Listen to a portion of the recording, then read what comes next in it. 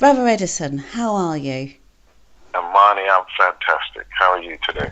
I am really, really good, really good. The sun's Excellent. shining and It's it's the shining over here as weekend. well. You're very good. The sun's shining, it's weekend, and you're on the line with the wisdom. So I I'm very wish, good. I wish. I never take claim to what I say. So Good, yeah. and that's what is so that is what's so lovely about you. You're so humble, but so knowledgeable, as the audience are going to hear today. Now, Brother Edison, do you Go mind ahead. telling people about yourself, what you've been doing, how just who you are? Okay. That's always a strange question because you never know where to begin.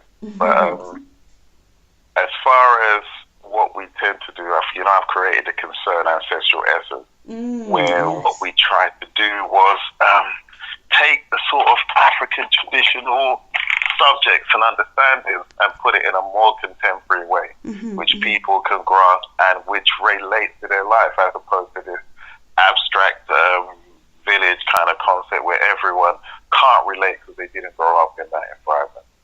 The understandings that they speak of is the same everywhere around the world, and it's really pertaining to you and how you work. So essentially, we sort of took away all the names, the terms, and just got down to the actual main idea and body of idea, what was being actually expressed. So what I've been doing over the last 3-4 years is basically putting posts on Facebook, which is initially the stuff, but recently we started to, take classes or do classes down in London, Know Thyself, where we're literally trying to get people to understand how they work on the inside, how they connect with their own self and higher self, as people call it.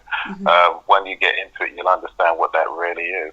So I'm just really trying my best to, work with my own ancestors, because I realized a long time ago that the conversations we have within ourselves are with somebody. And once you can define that, you can start to actually work with your family on a new level altogether. So essentially, I'm trying to bring that forward. So in a nutshell, yeah, we're really just trying to help our people, empower our people, but doing it from the inside out. We haven't got the economic power outside, but we've got the internal power inside. And the reason why everybody wants to be like us is really because us is where everything started. Okay. Brother So that was Edison, quite a lot in a small. What I'm gonna do is, you've said so many things there, so I'm gonna break all those down and ask further questions, because we've got people who are listening who might not have heard this type of information before, Okay. but definitely they will find it riveting and want to know more. So I'm going to be that voice that Please asks the go ahead. more, if Please you go don't ahead. mind. Yeah. So Not at all. can anyone access their ancestral line and start getting information from their ancestors? In honesty, this is what everyone has been doing all along. They've managed to convince you that you're actually working with nobody or nothing. As someone, like we said, as soon as you hear your own voice in your head, okay? Let's put it simply. Let's go to the beginning. Whenever you're reading, you have an internal voice, Yes. which you hear, Yes. okay? Whenever you're speaking to someone, you hear your voice at the same time you're speaking to somebody else. Absolutely. Okay? So with that in mind, that internal voice is really how you understand yourself. Whenever you're having a conversation with yourself, you're using that internal voice. Yes? In order to understand a moment, you're basically talking to yourself, or you're talking within yourself. That's how you separate yourself from the outside. For So sure. effectively what truly happens is you hear words, you basically see if you recognize the word, and once you've done that, you then create an image in your mind that basically correlates to that word or that sentence you said.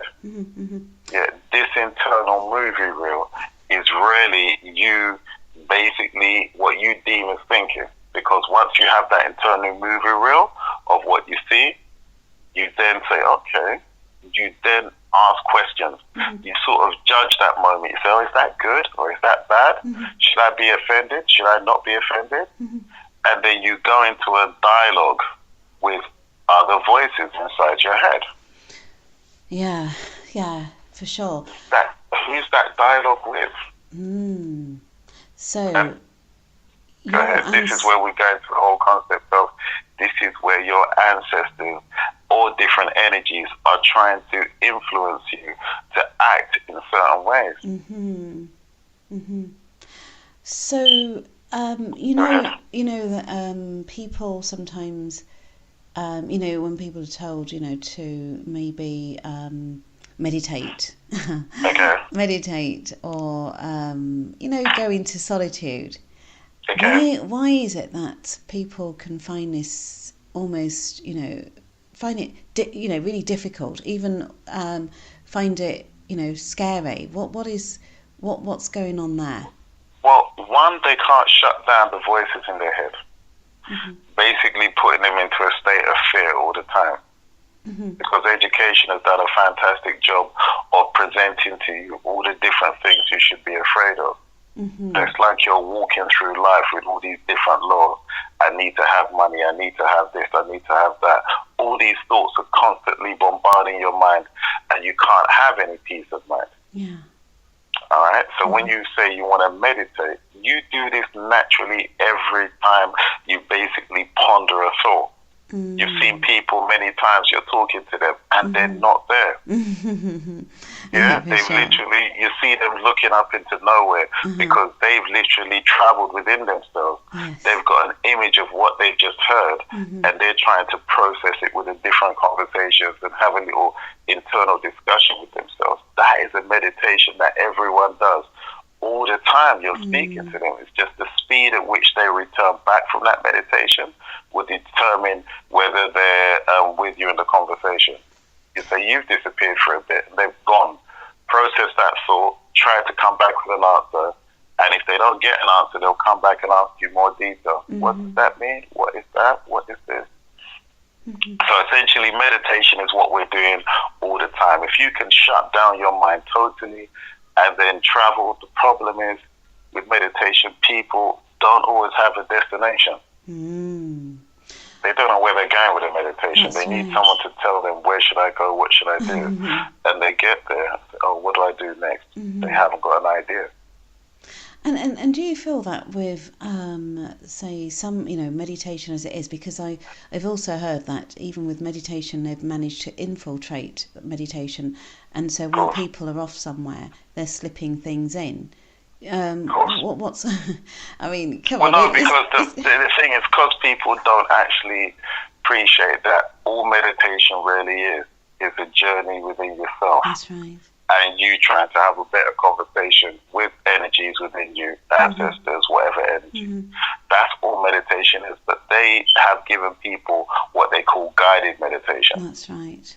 So once you're following someone's guided meditation, you're following that person's meditation. And you're trying to recreate in your mind what that person said. It might not take you anywhere because that person isn't you and doesn't know how your mind works what situations around you that are the ones affecting you. Okay.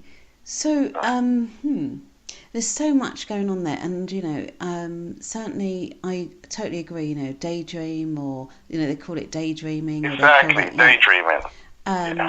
But what about where now they're saying people are hearing voices, and they're saying it's delusions and all the rest of it. What's going on with that?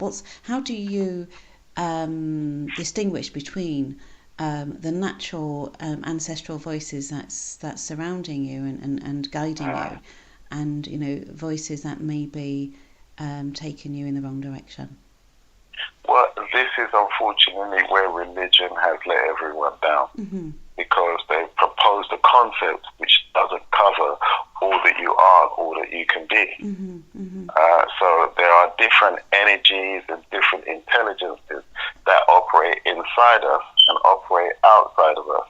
But what most people are traveling through or actually working through every day is to shut down the unwanted advice that they have in their head.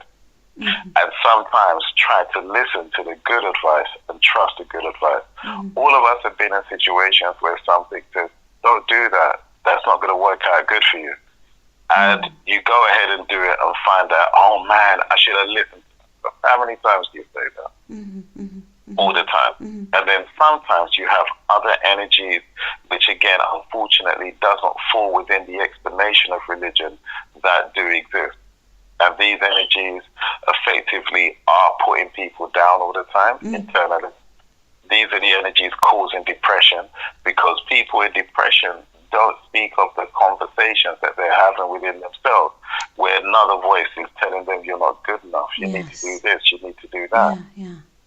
And everyone's going through this, but these, again, is not polite or not accepted to speak about these things. So people shut down and just quietly go through it, and people are giving them drugs to suppress what they're not suppressing the voices that are causing the depression, because they're not acknowledging them as things that need to be taken care of.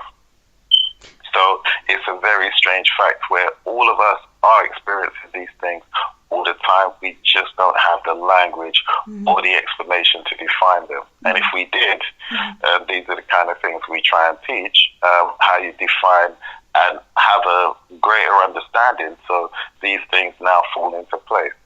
Then you understand why the voices in your head are negative or positive sometimes. Right.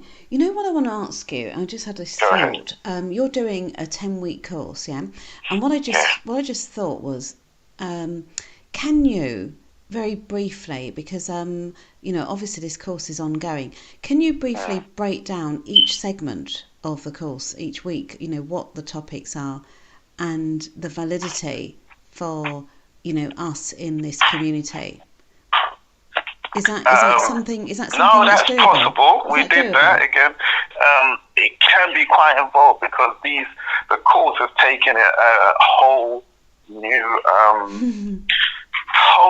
direction of itself. Wow. It's not to say we didn't have the course notes and everything planned out, but this is what we call ancestral. So therefore, what we do, or what I do, is every Sunday morning, because the courses are on Sundays.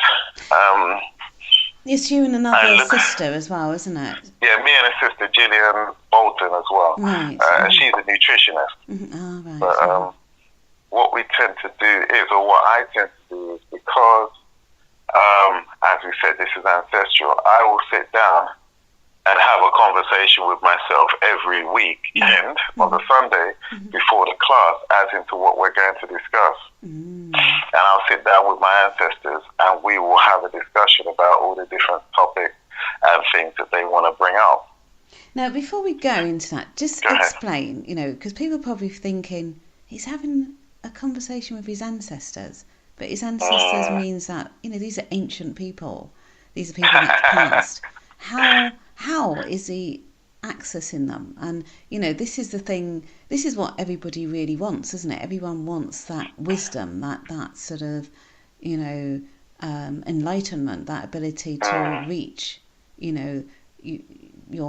beyond, to transcend this world and still be here. So, explain that. The sad thing is that sounds so glamorous. The thing is, transcend that. In honesty,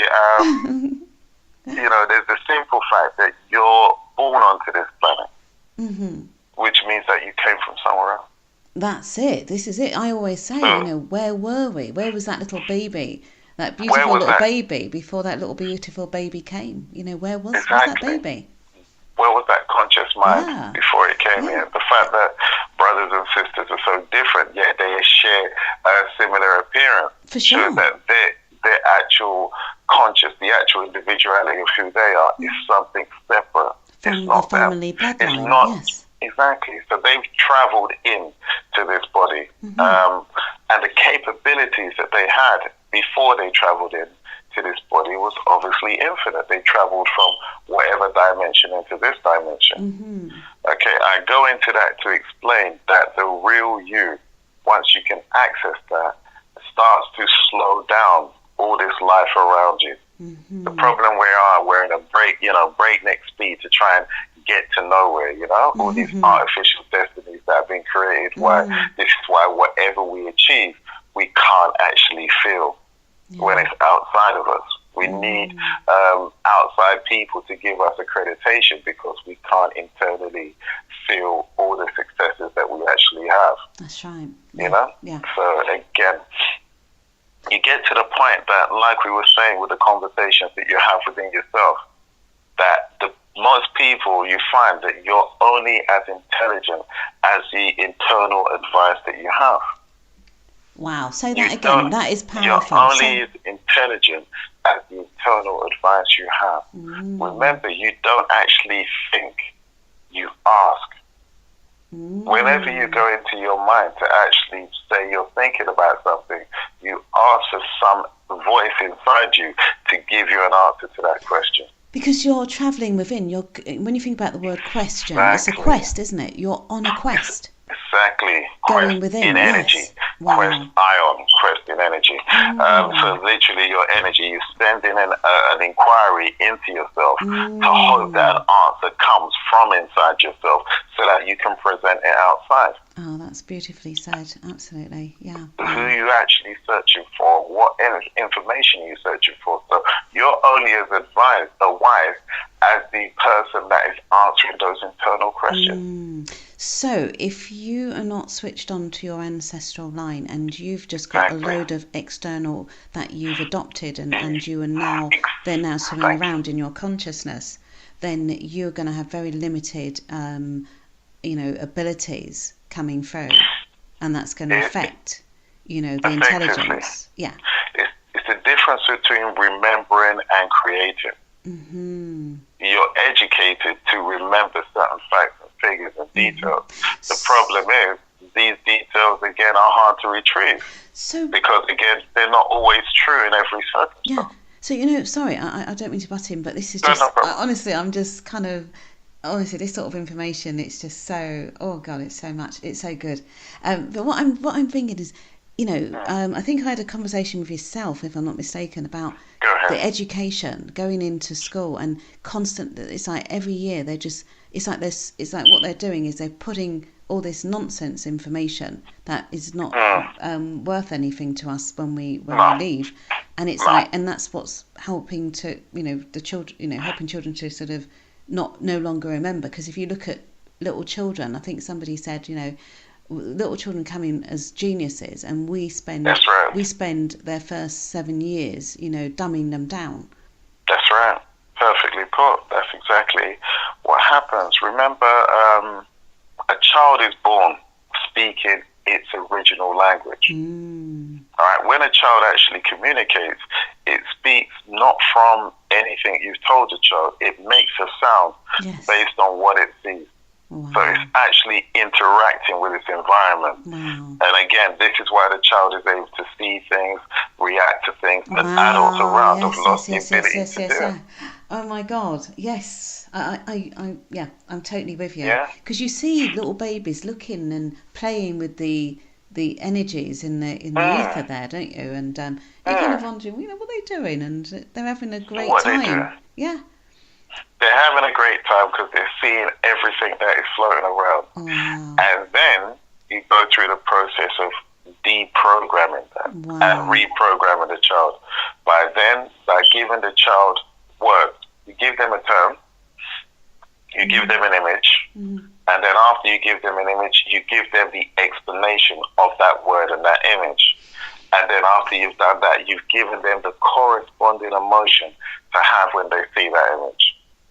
Wow. So what you've effectively done is installed a program that is triggered by that original word.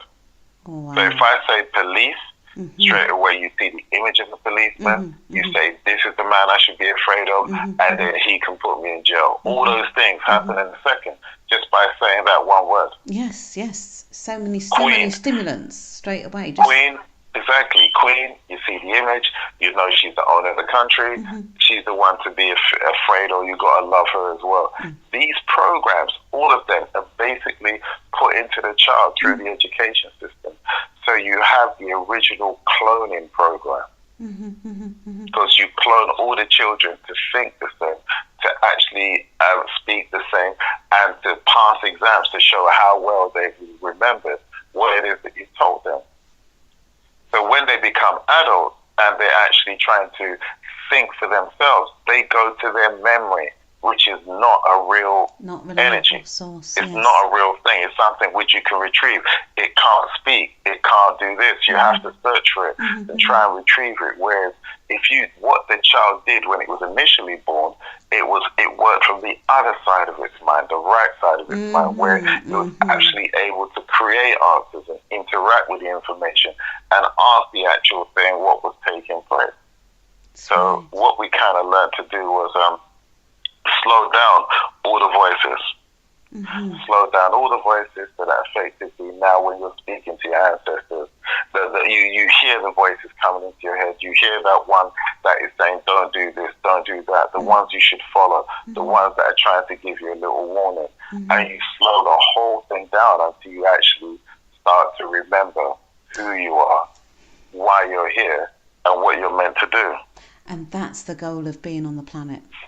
And that's effectively, all you're trying to ever do is to find your way home. Yeah. Because you come here, we say, your life is your journey. Your life is your journey. And not the places you go, the life is your journey. And the people you meet to your destination. Wow. Say that again. Your life is your journey. That's why you're here, is the time, all the process of you growing from small things to a large adult, and all the days of your life is your actual journey. And then the people you meet, your destination. Everything else is just furniture and story. Again, as you get older, you realize you can live 3-4 different lives. That at each time, that life, I was in this relationship. Everything was, all I could see in my life was that relationship. Then it folded. Then I went into another relationship. Then I went into another relationship. And the original one is disappeared like it didn't exist. You just remember it slightly in fragments. But the thing is, at that time, that seemed all important. For sure. Wow. Shows you that your life is the actual journey, all of it. Even jobs. You may have sat down with a gentleman or a woman 5 years of your life every day conversing. Give you a couple of years down the road, you can't remember their name. That's me. I can't remember half the people I used to work with when I used to be out there. You can't remember them because system. in order to live, in order to experience new things, you have to drop old things. Yes. So you only have a certain capacity to hold so much information in your mind at one time. So you can't hold on to all that information. It's superfluous. You don't need it. The mind only uses what it needs what it needs right now. Right. Wow. Yes, I hear all that, and I love that quote. Your life is your journey, people you meet your destination. My goodness. So, wow. Talking about people. Oh, sorry, were you going to say something? No. No, I'm just laughing because we initially started out on the whole course thing. But don't worry, we can carry into that later. Shall we? This is the thing. Where do you feel better going? Do you feel better breaking down the course now? Or I don't mind. Anything you like. Literally, like we say, it's all what we know, what we understand. These courses, again, initially, they were only supposed to be 2 hours, but we ended up doing 4 to 5 hours each class. I've heard. Because everyone was just engrossed, and we found as more as they asked, the information came out, and thankfully, we had a good understanding of the people we have. What we'll do, because I want to come back to relationship, because you mentioned about being a destination. But yeah, let's break down the course and just give people... because I think out of that will really give people an understanding of, what you're about and what, you're teaching people to, you're helping people to unlock and find, find access back to their own, destination, because it's like they've got us going the wrong way out there. Yes. Definitely. And you're trying to help people. Yeah, you're trying to help people to go back in. So tell us. So in the first part of the course, so part 1 of the course, what's the title and what's the part 1, week 1, importance of ancestral connection. Okay. Okay? In a nutshell, what we wanted to remind people that they are ancestors returned. We wanted to have people appreciate when you're looking in a child's eyes, you're seeing an old soul in a young body. Yeah. It's funny, I was thinking about that today. I was looking at my I've got a picture in front of me of my three youngest grandchildren, and I was thinking, wow, there's my ancestors, you know what I mean, coming again. And it's, so true, yes. Will they come back to teach their grandchildren how to become good parents? Wow. Your children teach you how to be parents. You don't know how to be. Your child comes back and forces you to dig within yourself, to look for aspects of yourself you didn't know existed. Wow. That is such a powerful statement, Brother Edison. I love that. Wow. Yeah? Yeah, I'm not surprised. I'm not surprised these seminars are going on for 5, 6, 7 hours when they were only supposed to be 2 or something. Yeah. Yeah, exactly.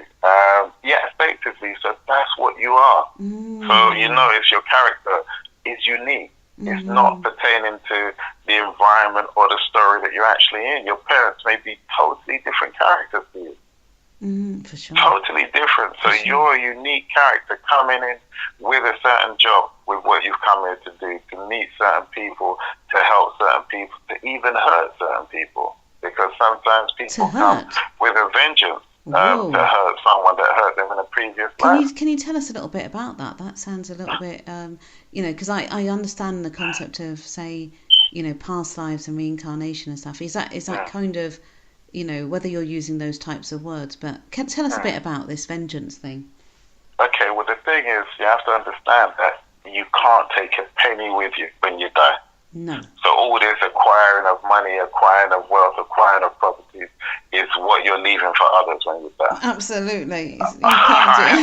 You can't even take your body temple with you. You can't take it. You can't even take your body. But you can take your deeds with you. You Say can that take again. your Say deeds that because again. Say that again. You can't take the money, but you can take your deeds. But if you hurt another person, created a sort of imbalance in the energy, I don't know, matrix between you and that person, where you took something from that person you didn't deserve. Eventually, you're gonna have to pay that thing back. Wow. To that person before you can move on to the next stage within yourself, because that imbalance exists in your soul storyline. Yes. So therefore, you will come back, meet that person, and that person will just hate you for no reason. So what did I do? Why is it you dislike me? And the thing is, you understand how these past life things work. You will have to go back and look, where did I wrong this person? Because I did it in this life. So, what I want to ask you about that is so...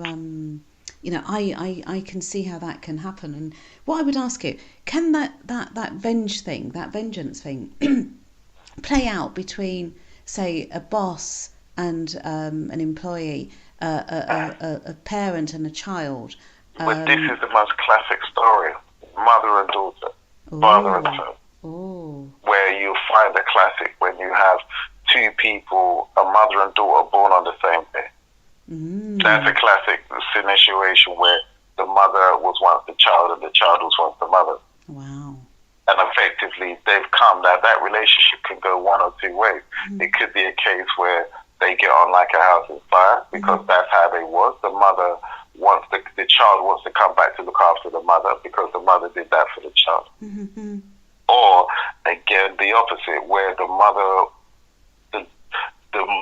was wicked to the child in a previous life, and the mother is coming back.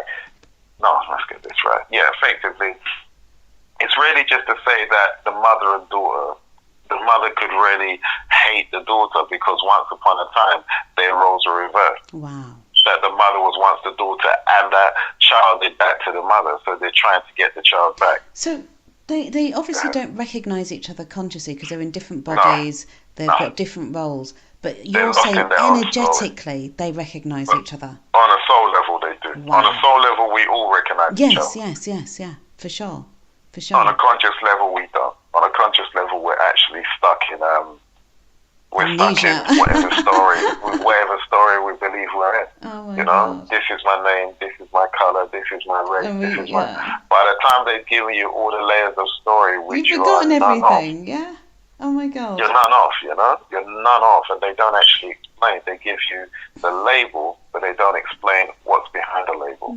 So what So about? therefore, Yeah, sorry, no, I keep butting in. I'm so terrible. Carry on. Okay, No, go ahead. Edison, carry on. It's just that this stuff is so. Oh my God, it just conjures up so many questions, and I'm trying to, act as the voice for people listening, but they might want me to shut up and let you speak. So go on, Edison, carry on. I'm so sorry. No, it's okay, it's okay. Like we said, in that scenario, you have situations where the parent, loves the child, yes, but for some reason has its favorite. Ooh. No one understands. But again, be that these are all ancestors returning, they may have had a better relationship with that ancestor subconsciously, or they're trying to find one that looks like them. You know, we're also lost up in ourselves nowadays. It's very confusing, where you'll find often that a classic one where a parent will have two children, yes, and they will love the one that would look like the father will be more like the mother. Right. And the one that looks like the father will behave more like the mother's characteristics. It's really funny, but we get caught up in the picture. They say, okay, the parent will see a reflection of the son that looks like them, or the daughter that more looks like them, and have a leaning towards them. Wow. It's all very strange, you know?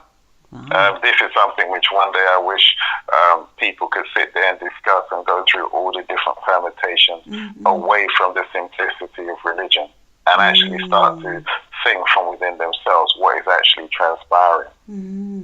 For sure. This is it's just it's deep stuff, and it's stuff that I think we know. When you hear it, you know everything. Yes, you know it. But then, like you say, as soon as you go back to your normal life, you go back into the trance, the hypnosis. That's right. You're none the wiser again. But for these moments when and I can understand why your seminars, it's dragging on beyond the time you allocated, because people, they're waking up for those sessions, and it feels nice to remember and know these things. So would you say that so would you say, in terms of what's going on on the course, are people having insights within the course? Well, I love looking at everyone's faces, because where I'm standing, I'm in a position where I can see people, and I see when they drift off. I love it because we wrote course notes down, and at the very beginning I said, I'm going to give everyone course notes because you're going to drift off.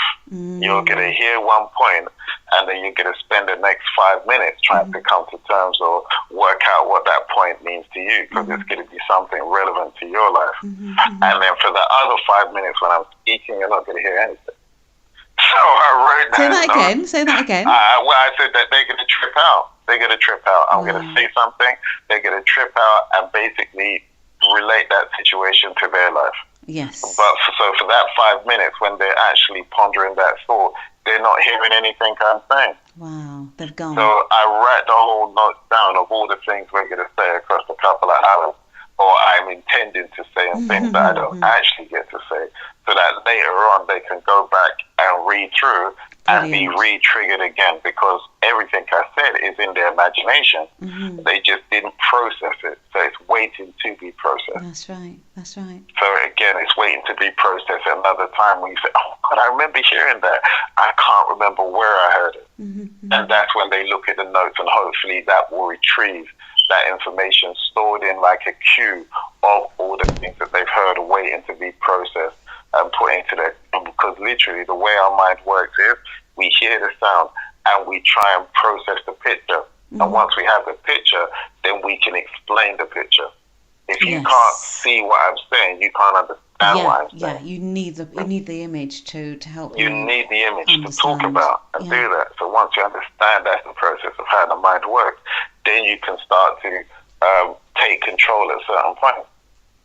But the thing is, so you have all this information clogged in your mind, unprocessed, and waiting for the right trigger, like a jigsaw puzzle. So they exist as unfinished jigsaw puzzles. Yeah, certain words, certain concepts, and you want the right word to put in and say, oh, I've got it now. I can see the picture. So all of a sudden, oh, I was thinking about that, but I couldn't make sense. Now I can see what you're saying. And all of a sudden, the picture becomes alive, and then you can now discuss that picture. And we have so much information like that clogged in our head, waiting to be processed. That's why education takes out all the part of where you interact with the information. They don't want you to ask yourself. They want to tell you. So effectively, they're giving you the whole set of sequences so you don't actually think and interrogate your own mind. So you become like a robot. I've triggered you. Behave as I told you to trigger, as I've designed you to behave. Okay, so that's where, again, all of us are in conflict with our education. They've created morals. They've created a concept called where they say it's law. So therefore, all of a sudden now, it's the law, which means I have to do it. As soon as you don't think it through, yes. You don't think about it. You don't even know. Someone says, I have a warrant to come in your house. What does that mean? I don't recognize you as a court. I don't recognize, none of this has got anything to do with me. But because of your child programming, when they say certain things, you automatically surrender yourself to what it is, the information that they're saying. But it doesn't exist in no natural dynamic. If someone's coming to your area and you want to protect it, you protect it. That's what you innately want to do. But they'll come with the law, police, and all these program words to shut you down. So effectively, we don't understand a lot of the things because we can't picture it. Because again, we don't have the building blocks through the simplification of religion. Hold on a sec. Classic. Let me ignore that. Yeah. So through the you can't buy it. Through the process of education or what have you, this is how they've managed to create the structure of what we call the matrix, because they literally layered all the different ways in which we look at our lives.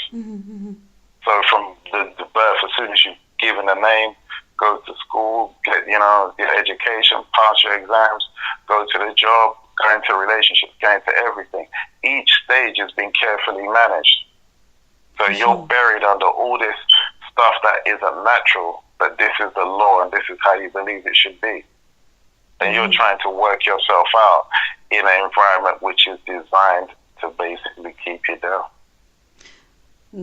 For sure. So everything is about control and the treasures that we came with, they've confiscated it. And, as a child, they make sure, as I say, that they didn't crucify Jesus, they crucified you. Yes, for sure. They crucified the original you so that you would never grow and be who you should be. Kill them before they grow. Become what they wanted you to be. Wow. So, Brother Edison, what happened in week 2? Because week one sounds... Well, week 1, no, I didn't go into half of week 1. We started telling you how you came to the world, how your parents are not your real parents. They're just tell us the a little ones bit that about created that. the body. Hang on. So Tell us a bit about that. Come on. That was 4 hours. Go ahead. Can you tell us a bit about that? Go into that a little bit. Is that still week 1? Is that week 1 still? Week 1, we didn't even get into anything. That was week 1. Week 1, we basically went into how... Tell us about the parents. Yeah, tell us that bit. Sorry? Tell us that bit about the parents, not... Yeah. Well, remember, we say you're born onto this place, but, you go through the 9-month incubation, obviously, inside your mother's womb. But your father and mother come together to make your physical body. They make your body, so they're the parents of your body. But they're not the parents of your consciousness. No. They don't even most of the time, they don't even like your conscience. They don't even like your conscience. They want to change it, yeah? they want to change it. They can see traits. So the fact is, you know that if it doesn't actually reflect both of them entirely, it didn't come from them. Wow. Yeah? So again, go ahead. No, sorry, just ignore me. Just keep talking. No, it's okay. No, keep talking. That's all right. So yeah, so once that's the case and you appreciate that, you can, not to say let go of your parents, because they are part of your story in this dimension. A big part of your story, yeah. So, but then you start to appreciate that you exist in different dimensions. Because you came from somewhere else, and therefore there's another part of your story that exists somewhere else. And what we explain is, be that you're an ancestor return, you're traveling. When we say you're returning back into this dimension. So therefore you will then grow up, have children, and create a vehicle for other ancestors to return into this dimension. So we say you rent your body from your family. Yes. Because effectively you all have similar shapes, but you have totally different mindsets. Wow. And your job is to keep creating different bodies so that your other ancestors can keep traveling back to this dimension. Wow.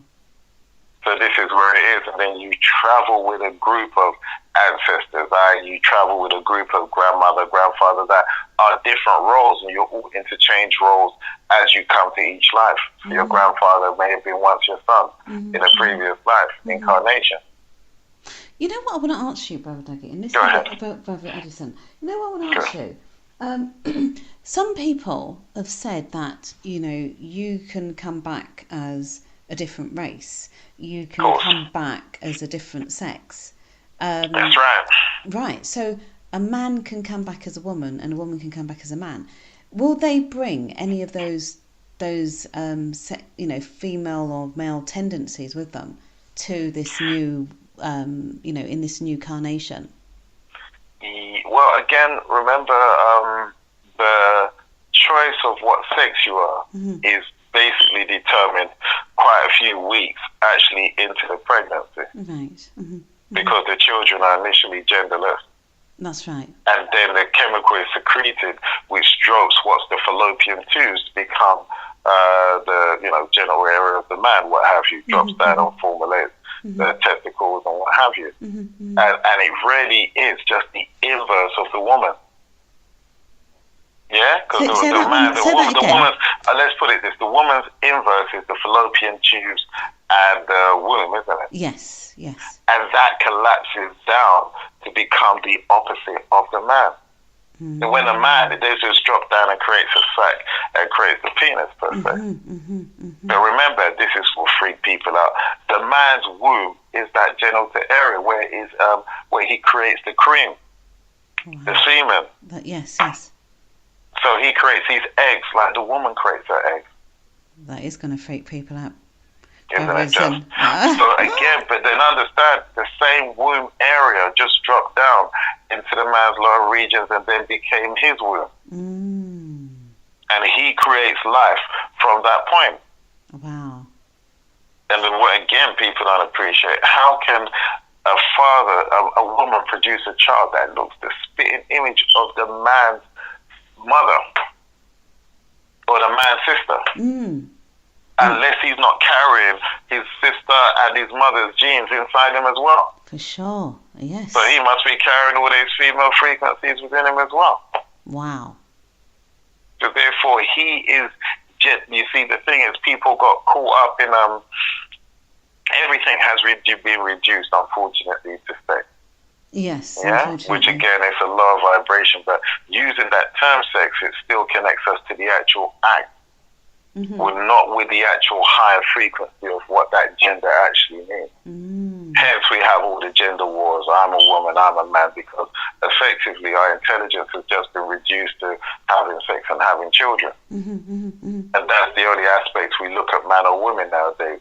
And it's the arguments we have within relationships is what we use to define the genders more often. It's not what their higher intelligence and their higher purposes are. Women don't know how they feel having a baby, but they don't know how it's done and they can't control it. The same way men feel like having sex, but they can't control the production of semen and all that. They don't know how it's done. They just do it. And, you know, the whole thing between a man and a woman, when they're having sex, it's the key for the lock, isn't it? For sure. Remember, there's just one, again, when the guys have the reverse operation, what do? They take it back and put it back inside. Yes. So it's the same thing, just extend it out. Wow. That is going to seriously freak people out. Don't worry about it. Seriously. The thing is, there's so much that is obvious once you think about it, but you don't because you're caught up in the emotion of it. So you can't actually see it, but it's just the reverse of each one. What hanging out, the man is inverse inside the woman. That's all. Yes. Yeah. Yeah. So they're both the same creature, just designed differently for the purpose that they have for that life. So the soul chooses what gender it wants to be in this on the way here. Yes. Based on what it wants to achieve. What it wants to do. Wow. You know, people... And as far as the races are concerned, you have to understand, this is definition by other people. Explain. Say that again. If anyone was looking, you know, literally different environments create different kind of... Oh, yes, yeah, for sure. You know how it is, you adapt to your environment. So based on your environment, you basically, your skin will alter its color over generations, your hair will change, your body. You know how it is, you'll be amongst someone who's 6 foot tall and someone who's 5'2". They originated from different places. Wow. So where someone... All the Chinese per se are at a certain height because where they are, that's where their environment requires that. Where someone else is at 6 foot something because where they originated from, that's where their environment required it. And the woman in her mind designs the body according to the environment that she finds that she's going to be in. So she will produce 2 children if she needed to. She will add that in the chemistry when they're actually building the body for that child. Edison, do children, because I've heard it said, and it makes sense to me to some degree, do children choose their parents? Because what I'm thinking is, you know, these urges that people get, right? And I don't want to get graphic and, you know, whatever, but you know when people get the urge, is it, I've heard that it's a soul that is hovering and wanting to be, you know, wanting to come through them to be on this planet, and so the urge that they're getting is more than just, you know, it's more than just the urge. Yes and no. The urge isn't you. That's another concept. Well, that's what I'm saying. I don't believe the urge is. I don't believe the urge comes from the individual. No, it doesn't. Who is using people to get these urges?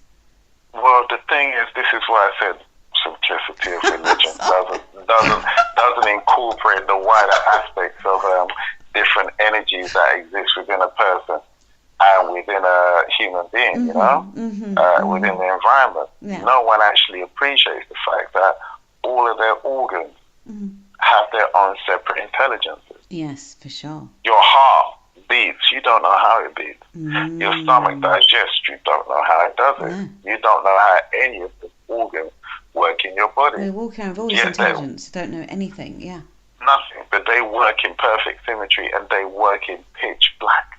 Wow. There's no light inside your body. Wow. But these energies are not working with us say we need to see what we're doing, like you, the person outside. Exactly. You once you're in the dark, you can't do anything, but all these organs do everything in the dark. So all of them have their separate intelligences, have their separate destinies, have their separate intentions, what they're here to do. That's right. The heart may decide, I'm not going to be here forever, I'm ready to check out. Wow. And the organs may do that. All of these organs work together and speak together. So the sexual organ, like anything else, is an organ that works on its own intelligence. For sure. And again, the problem that you have is most men look at life through their sexual organ.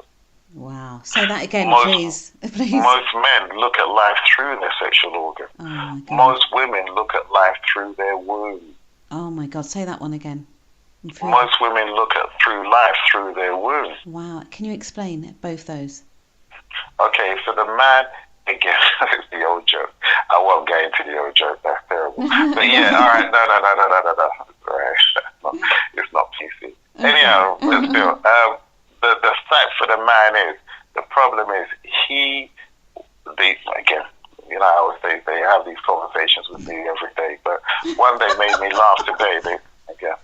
And it sounds crazy, but they asked me a question. They said, are people really, when they're pursuing relationships, looking for sex and hoping for love? Wow. Say that. You've got to say that again. Yeah? Are people, when they're looking for relationships, looking for sex but hoping for love? And if people really defined what they were really trying to do, they will admit they're looking for sex.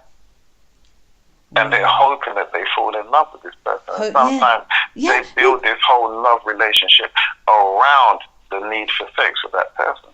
Because people do talk like that, don't they? They say, "Oh, let's just see what happens." How can you do that? How can you? Well, the thing is, people don't know how to look for love. Where would you start to look for love? The fact is, you want to fall in love with yourself. And the problem is, you're looking for someone else to basically give you enough attention to make you feel worthy of loving yourself. Yes, that is so true. And that's what people call love, You want to see the love in someone else's face for you before you believe that you can love yourself. Wow. Yeah? So effectively, in both ways, men and women are looking for that love. The thing is, these are organs that can be infiltrated by anyone, like other intelligences that exist within people and that attach to people. So you can have a situation where a woman will say, "Oh yes, I'm highly, motivated by men," or what have you. I mean, in a nice way. And the guy says, "Oh, I know, I can't live without it." Having to do that every day. And the thing is, they're in situations where they need that sensation. Wow. Yeah, they need to experience a sensation. They don't care the individual who they're doing it with. Wow. I know women do. Of course they do. But again, and men, as they say, they do. Well, we do. But again, when you crave the sensation, you crave the sensation. So essentially, we have built a whole life around the desire for that sensation. Wow. And that's why I say that you're pursuing sex or you're pursuing love. And then you try and create this manufactured love where you create these rules and say, well, if you love me, you do this. If you love me, you do that. And these rules, like laws, are not real. They're man-made. That's right. With your child, you don't have no rules. You look at that child as soon as it comes out and you fall in love like you've never fell in love before. For sure. But a relationship, once there's sex or what have you involved, it becomes a conditional event. Do you think sex is causing the problem? Do you think that is what is causing the big problem between man and woman? No, man and woman has lost their way within themselves, and they don't know their purpose anymore. That's really what it is. So as a result of a woman now wanting to have children as a natural course of things, now it's almost it's part of what she dreams of when she's a young girl. If she, some people know they don't want to have children. That's fair enough. But then most people say they want to have children with the right kind of person. For sure. Yeah, but the thing is, they're not going to pick the person based on necessarily the best aspects of the person. If he's good looking or strong or they're sexually attracted to him, they might pick the guy based on that. And their sexual attraction or what have you of the guy may not pertain anything to the person's character at all. There's the old saying that we become so focused on one thing, we become blind to everything. Wow. So all the other aspects of the person's characteristics that we weren't looking at, or we should have been looking at, we were just focused on what we were looking at, how they looked and how they physically got us excited, per se. And that sensation, we were there focused on the sensation other than the actual person themselves. And then we end up with a person once the need for that sensation sort of wanes a bit, And then by that time we could have bought a house, got into a whole external story with this person based off the sex dynamic, and then the sex dynamic isn't there. Then now you're stuck with someone who you said, my God, why would I have got into business with you? You're not the person I should have got into business with. And then all the different characters, all the things that you, forgot to ask now become the questions that are presented in the situation. So people building everything on a very flimsy, a very flimsy equation. Wow. That literally does not add up. Wow. Because again, a lot of guys, they say, "Oh, I slept with her, now I'm in love with her." You're in love with sleeping with her. Oh, that's the you don't even know who she is. Wow. So, I mean, okay, people listening are obviously going to be scratching their heads and thinking, what is this? What does this mean? What am I supposed to do? So, where should people start? What should people start doing? People should start to do the work on themselves and not leave it for someone else to do. That is true. Like you said about the therapist, the new guy isn't the guy who's going to hear your old stories and fix it. Get a therapist to do that. Yes.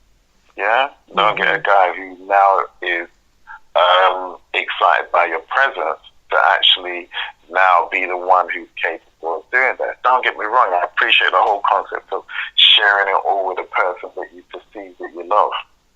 But 9 out of 10, how well do you actually know the person? You feel something for them, but feeling is the sensation, not the knowing. Feeling is the end of the equation, not the beginning of the equation. Say that again and explain what you mean. Well, effectively, remember we said you have the words. And with the words you create the picture. And then with the picture you create the judgment through conversation. And then once you've created the judgment, you create the feeling. Feeling is the last aspect of the equation. It's based on it. So if you see a person that triggers, the feeling straight away. So if you go from visual to feeling, you missed out the whole picture to feeling. You missed the conversation with the judgment in between. And you didn't have a long enough conversation with that part of yourself. And at that time, there's always little things that niggle in where you see, you see incongruency. You say, that doesn't make sense. But you ignore it because you said, I'm enjoying this too much. I'm just going to ride it out for a bit longer, You know what I want to ask? I spoke to a lady yesterday through my work, and she was looking at a potential arranged marriage. And what I want to ask you, our people, we always used to do that. We always used to have the elders, where people, people didn't just turn up with somebody. Very good. It was good. Yeah. What's obviously now people are just going with a silly feeling that doesn't mean anything and definitely won't mean anything in 2, 3, 4, 5 years' time. Exactly. Can you explain to people what is the benefit of, bringing in your internal ancestors and your live elders to help you to make a good choice in your long-term partner? Well, like all things, the more information, the better the choice. Yeah? So if it's a case where you have people with experience moving along to this family and they're older, so they've seen more cycles of life. They've seen different aspects of people. A young person, not to say that they're not wise, but they haven't lived through the cycle of seeing a child growing to an adult. For sure. So they're still a child. So therefore, they're not going to recognize certain patterns or behavior that an older person might recognize. So they could go to a family and see certain traits in the family and understand that's in that family's bloodline. Yes. That certain behavior, that certain trait. So if they're thinking about their grandchildren, their children could inherit that kind of behavior. Exactly. Their grandchildren can inherit those kind of traits. So So those situations, they would go along and see if the risk was acceptable. And if better blood was being brought into their family or worse blood. Because remember, when you get with a person, you're not just getting with that physical body.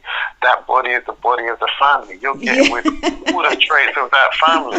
So if they've got a crazy uncle or mad aunt, happy, you're getting in bed with all of them different things. Because all those traits are going to be possibilities when you have any children with that person. But that, I mean, you know, in every family there's a few bad apples here and there. But I mean, you know, the thing is with people now, people want to feel, you know, because I have people calling up and they said, "Oh, I'm having a connection with this person," and you know, there's this other, you know, and they want to get off, you know, they want to go off and, you know, have babies and get married, and I'm like I said, looking for sex, hoping for love. Yeah. Looking for sex, hoping for love. You know what happened? Where did people stop going to the wisdom to choose their families? And well, like I said, this is something which is taken from the child at education level, where they no longer ask you to trust yourself. They don't want you to trust yourself. They want you to trust the system.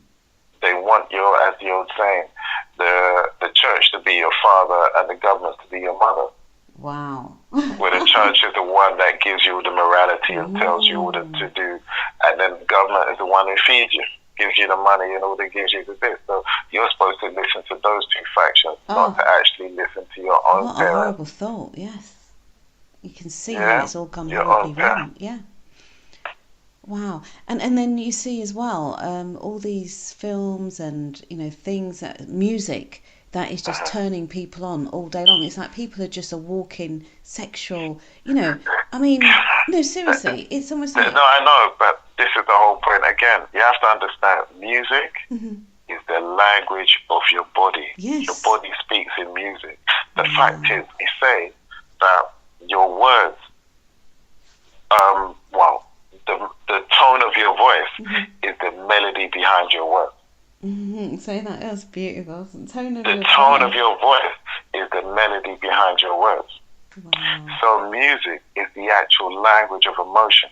With music, I can make your body move in whatever direction I want to move in. I can play a certain tone in a certain way, and I can get a certain physical reaction with it.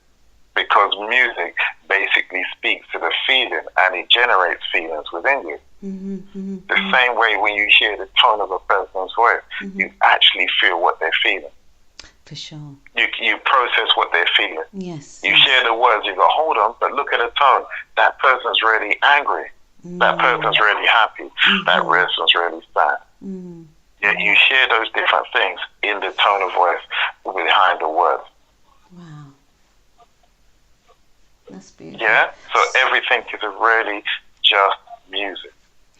So the music that's being played now, effectively, it's been designed. They know how to actually process any emotion that they choose. Hence the soundtracks behind film. Yes, yeah. A film without a soundtrack, you don't know how to behave. Exactly, you just you can watch a comedy and no one's clapping. Yeah. You don't even know when to laugh. That's true. That's like, it's kind of, it's almost quite strange, isn't it, watching comedy without the clapping and the laughing, yeah. Exactly. So you're not appreciative of how the underlying music is creating the tone in everything that you're actually witnessing and watching on TV. You just don't know when something is played. Even the most innocuous program that you're just focused on the words, you've got a soundtrack in the background. Changes everything. Movies and soundtracks wouldn't, you know, they sell the soundtrack. You didn't even know that song was there being played out in a obvious tune with two people just having a conversation. There's still a soundtrack being played in the background, trying to guide your emotions towards that scene in a certain way. Wow. So therefore, again, with the music nowadays, they've got it to a fine art. They've been doing it in soundtracks for whatever years. Now they can put a certain time, and now look, you'll hear a song, but the first thing you're going to say is, where's the video? Because you need to see the video in order to put the song in context. You no longer, you don't use your own imagination anymore. No, remember when we were kids? kids, we all had books.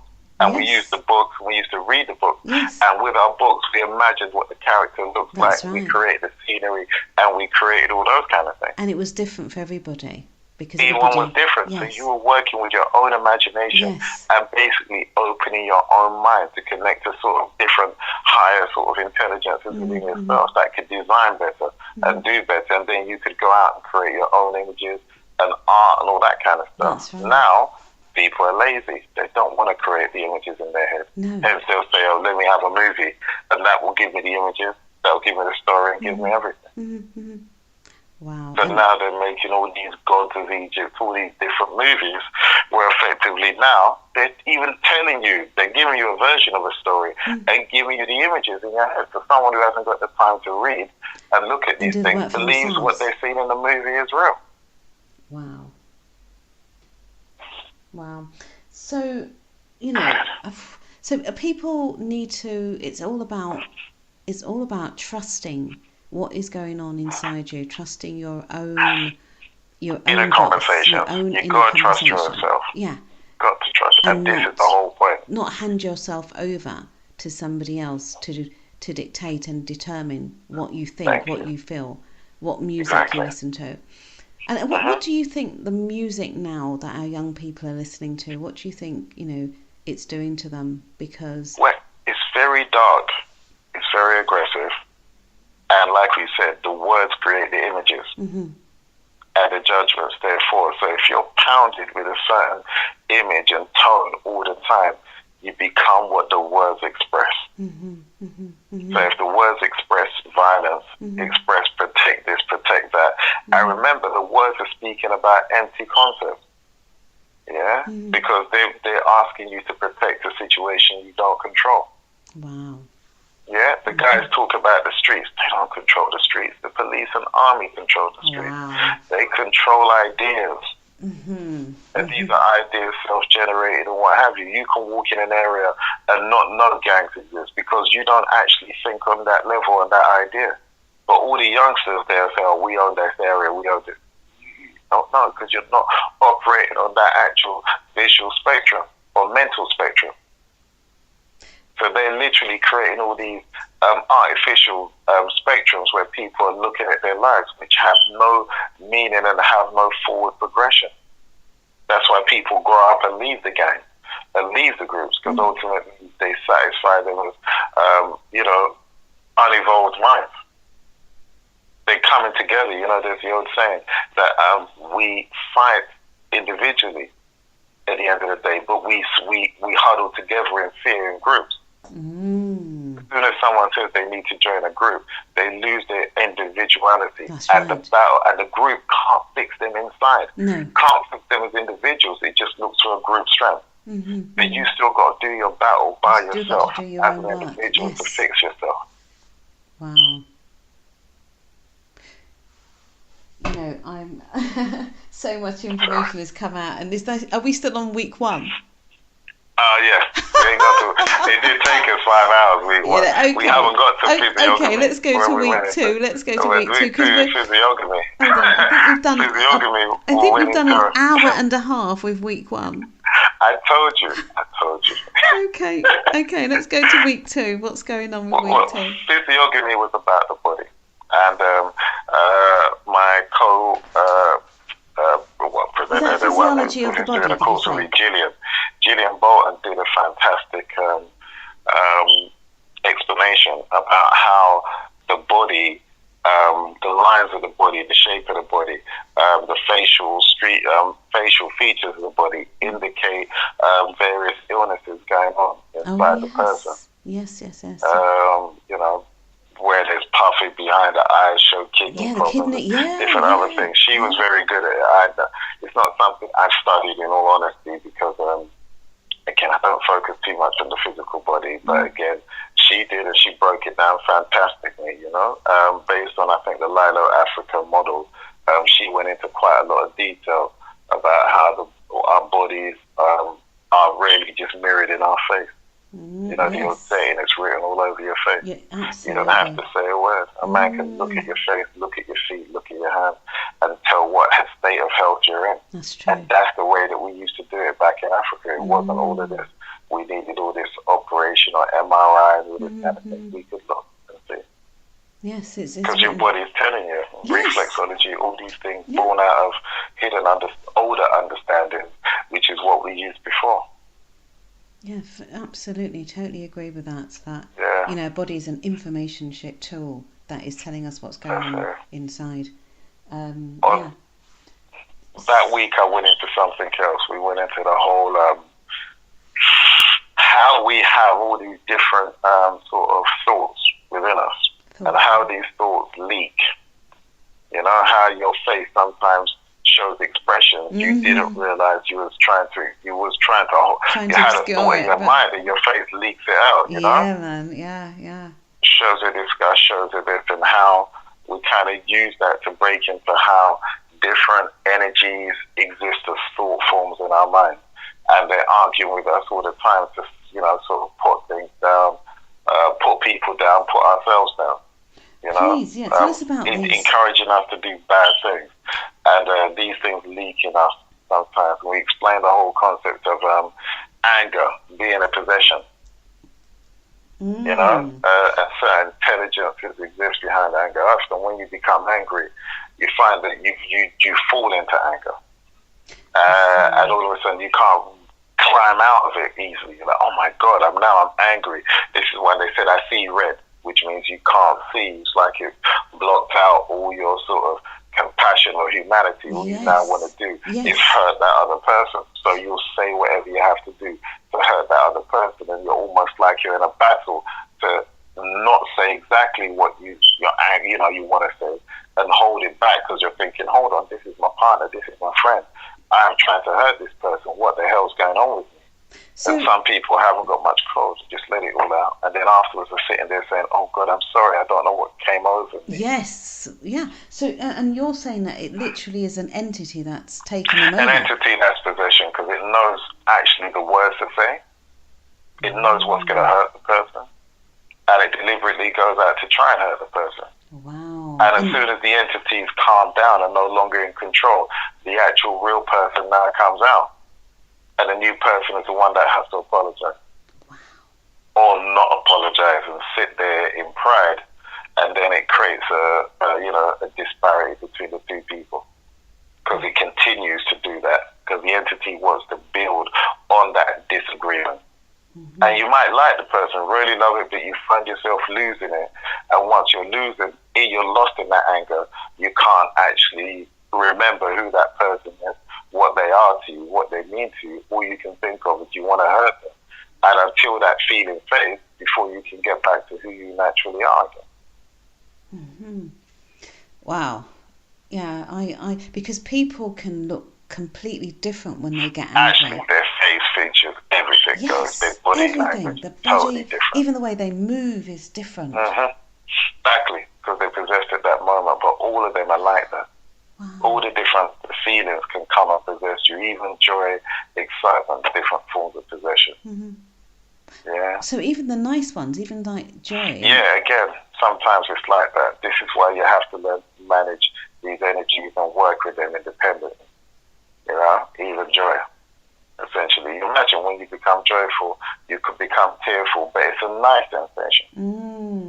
As opposed to the angry one, which is not a nice sensation. Your fist clench, your eyes water, your voice becomes hoarse, your stomach is in pain, because effectively, the chemical disposition in your body is an ugly one. So therefore, the organs are basically struggling to function with that sort of acidic energy that's put into your blood system.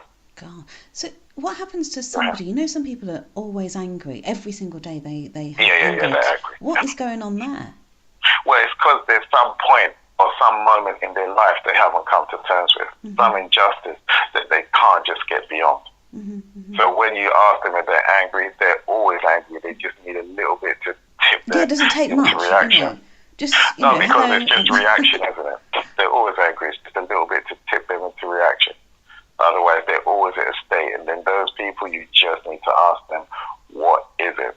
If they can tell you and basically calm themselves down, this is where, like you say, new relationships, people with old angers, that they need to find someone who they trust, who they can actually share the story of what's really plaguing them, and what point they can't get over. They just can't get over that point in their mind.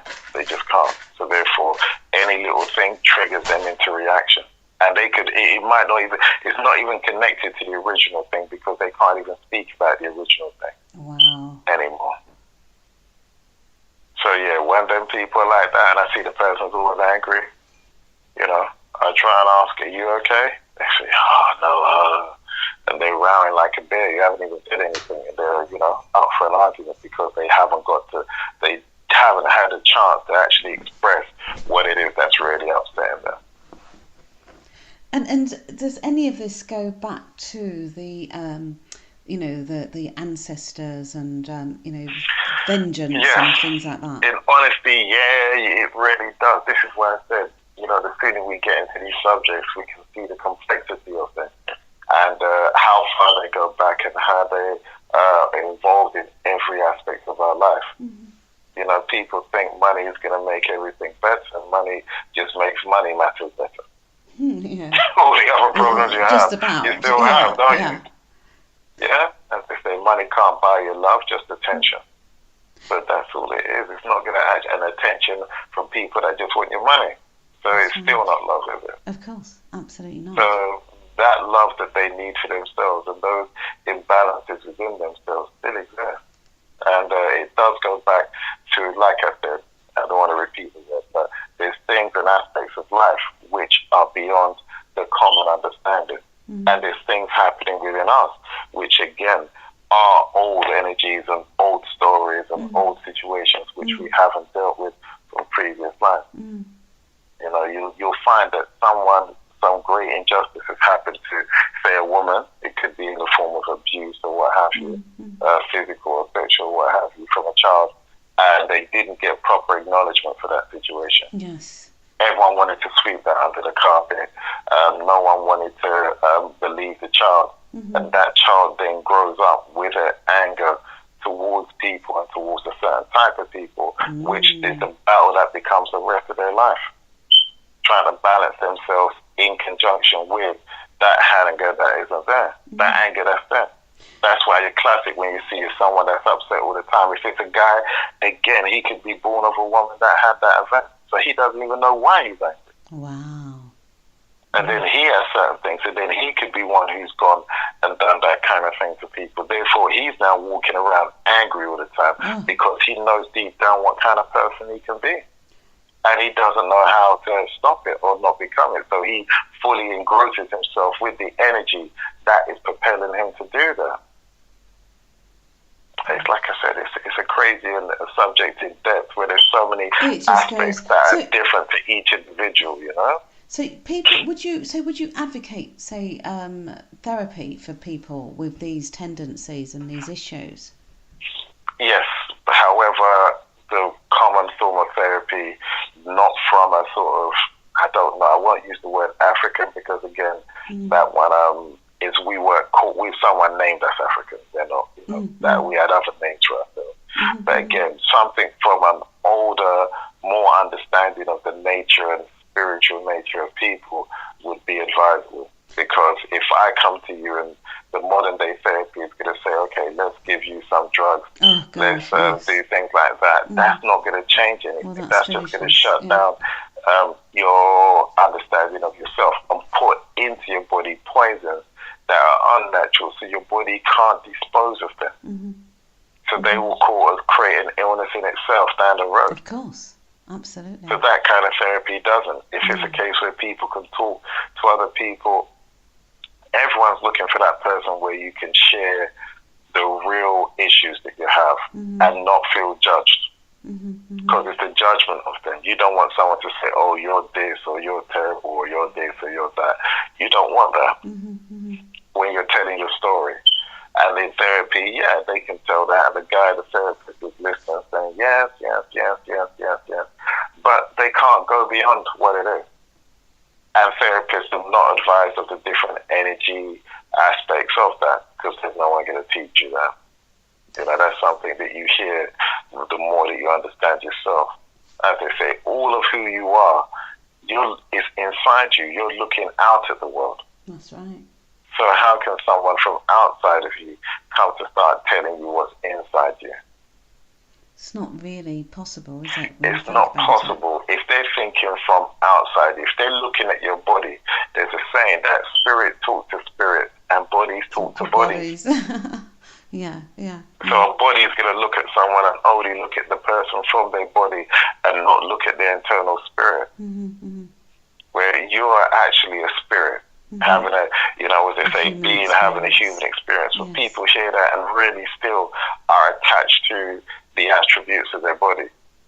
So therefore they can't really dig inside themselves to find what's going on.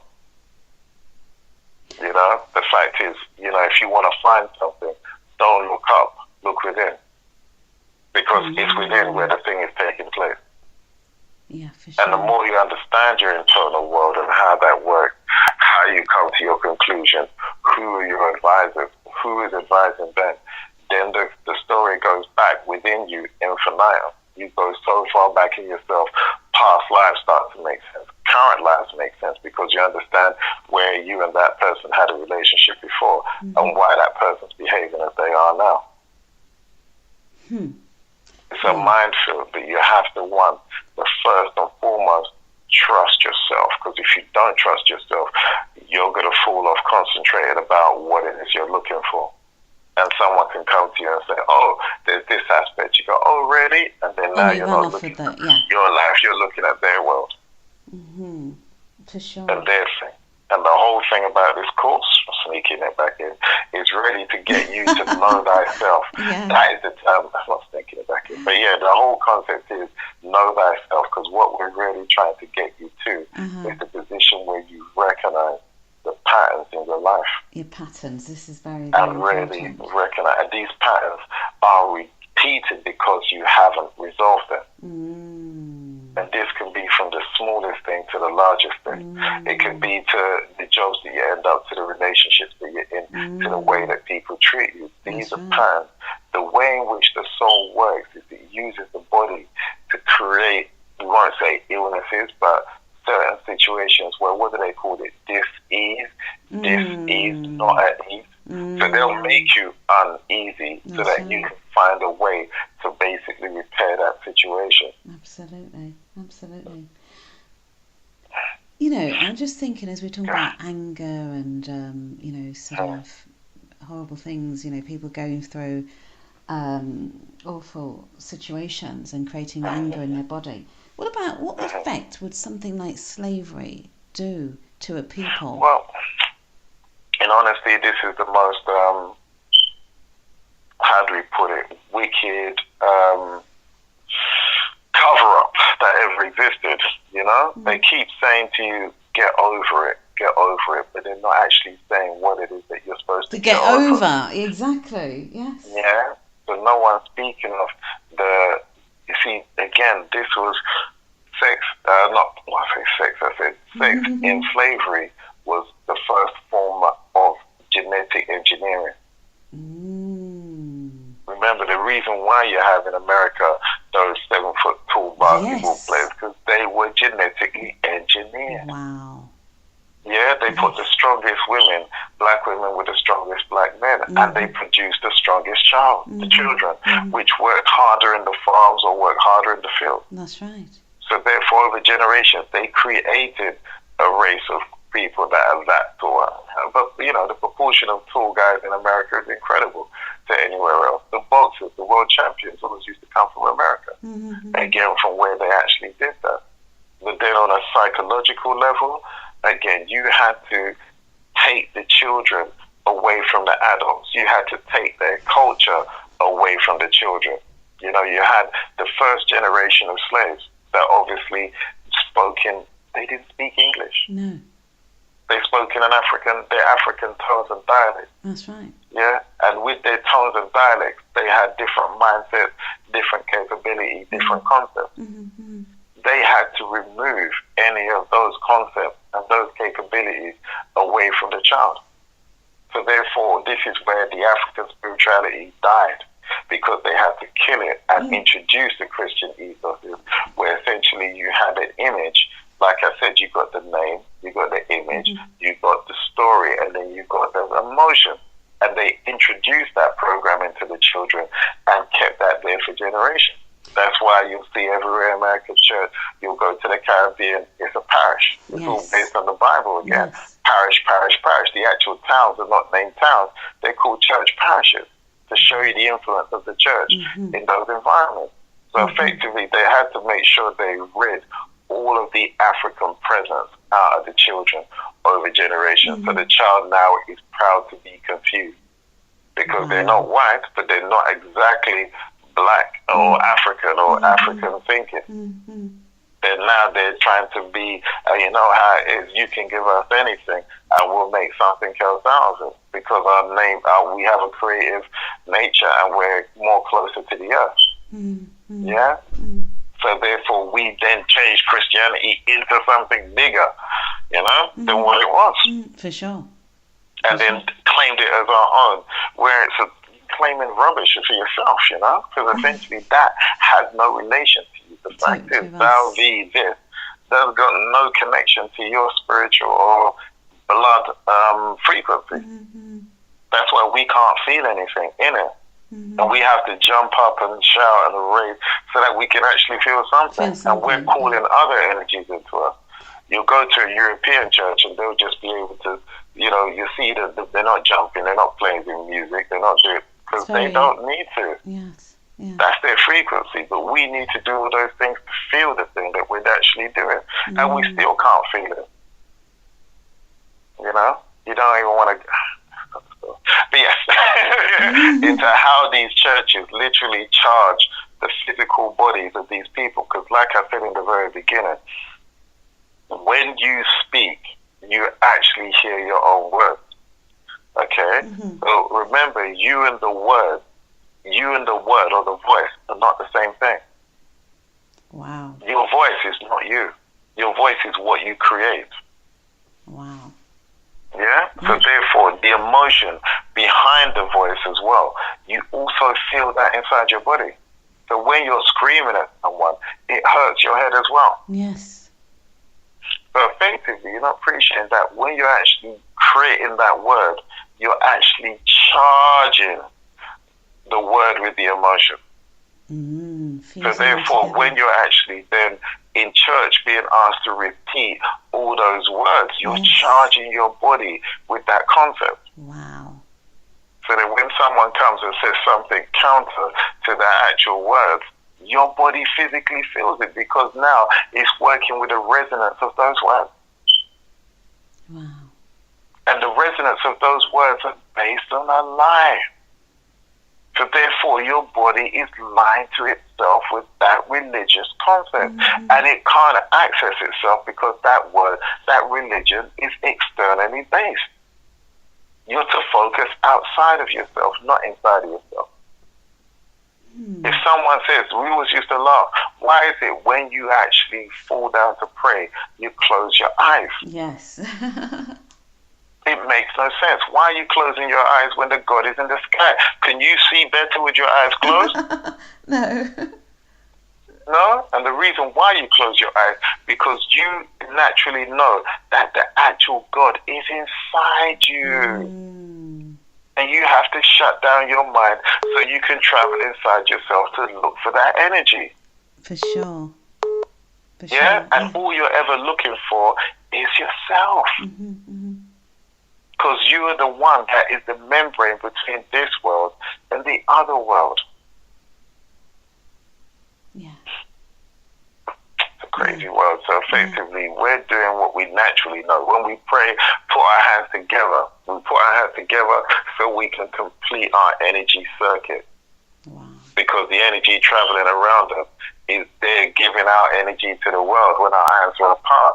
But when it's together, we then complete the circuit. So the energy now is moving within us.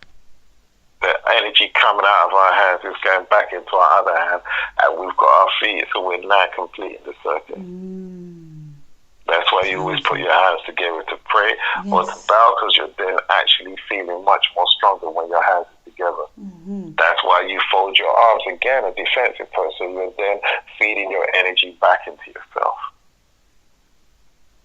Yes. Wow. So they know all of this, and they're basically programming, charging people. So therefore, when people are singing, people don't appreciate singing is a form of chanting. Of course.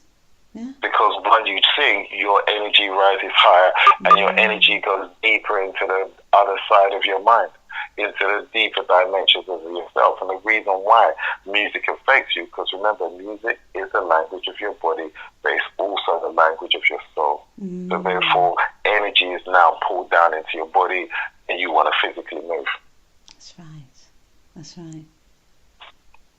Wow. So yeah, Woo. it's very sadly there's just so much. So much. And that's week 2. Week 2. No, week 2 is that. Week 3 goes crazy. Oh, was that week 3? Was that week 3? What's that? That's week 2. No, well, that's when we didn't go into the church bit then, but effectively, yeah, we're kind of explaining these things across the course. But week 3, we kind of went into the communications directly with your ancestors.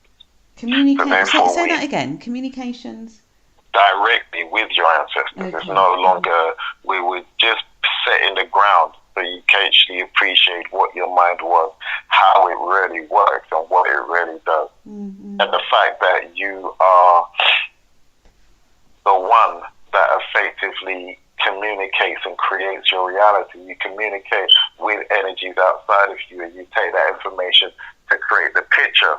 Once you create the picture, then with the picture you have the conversation and create the judgments, and then you have the feeling. But you're the one who controls this. So we're trying to get to the point where you understand that this has been a communication you've had all your life, all the time. So when someone says, do I have the ability? I ask them, what have you been doing all your life? This is all you've ever been doing. So I'm not teaching you anything you don't know. Yeah. I'm just slowing down what you do know, so you can look at it from another perspective and build a more concrete picture that is more relating to you than to what someone else is saying is you.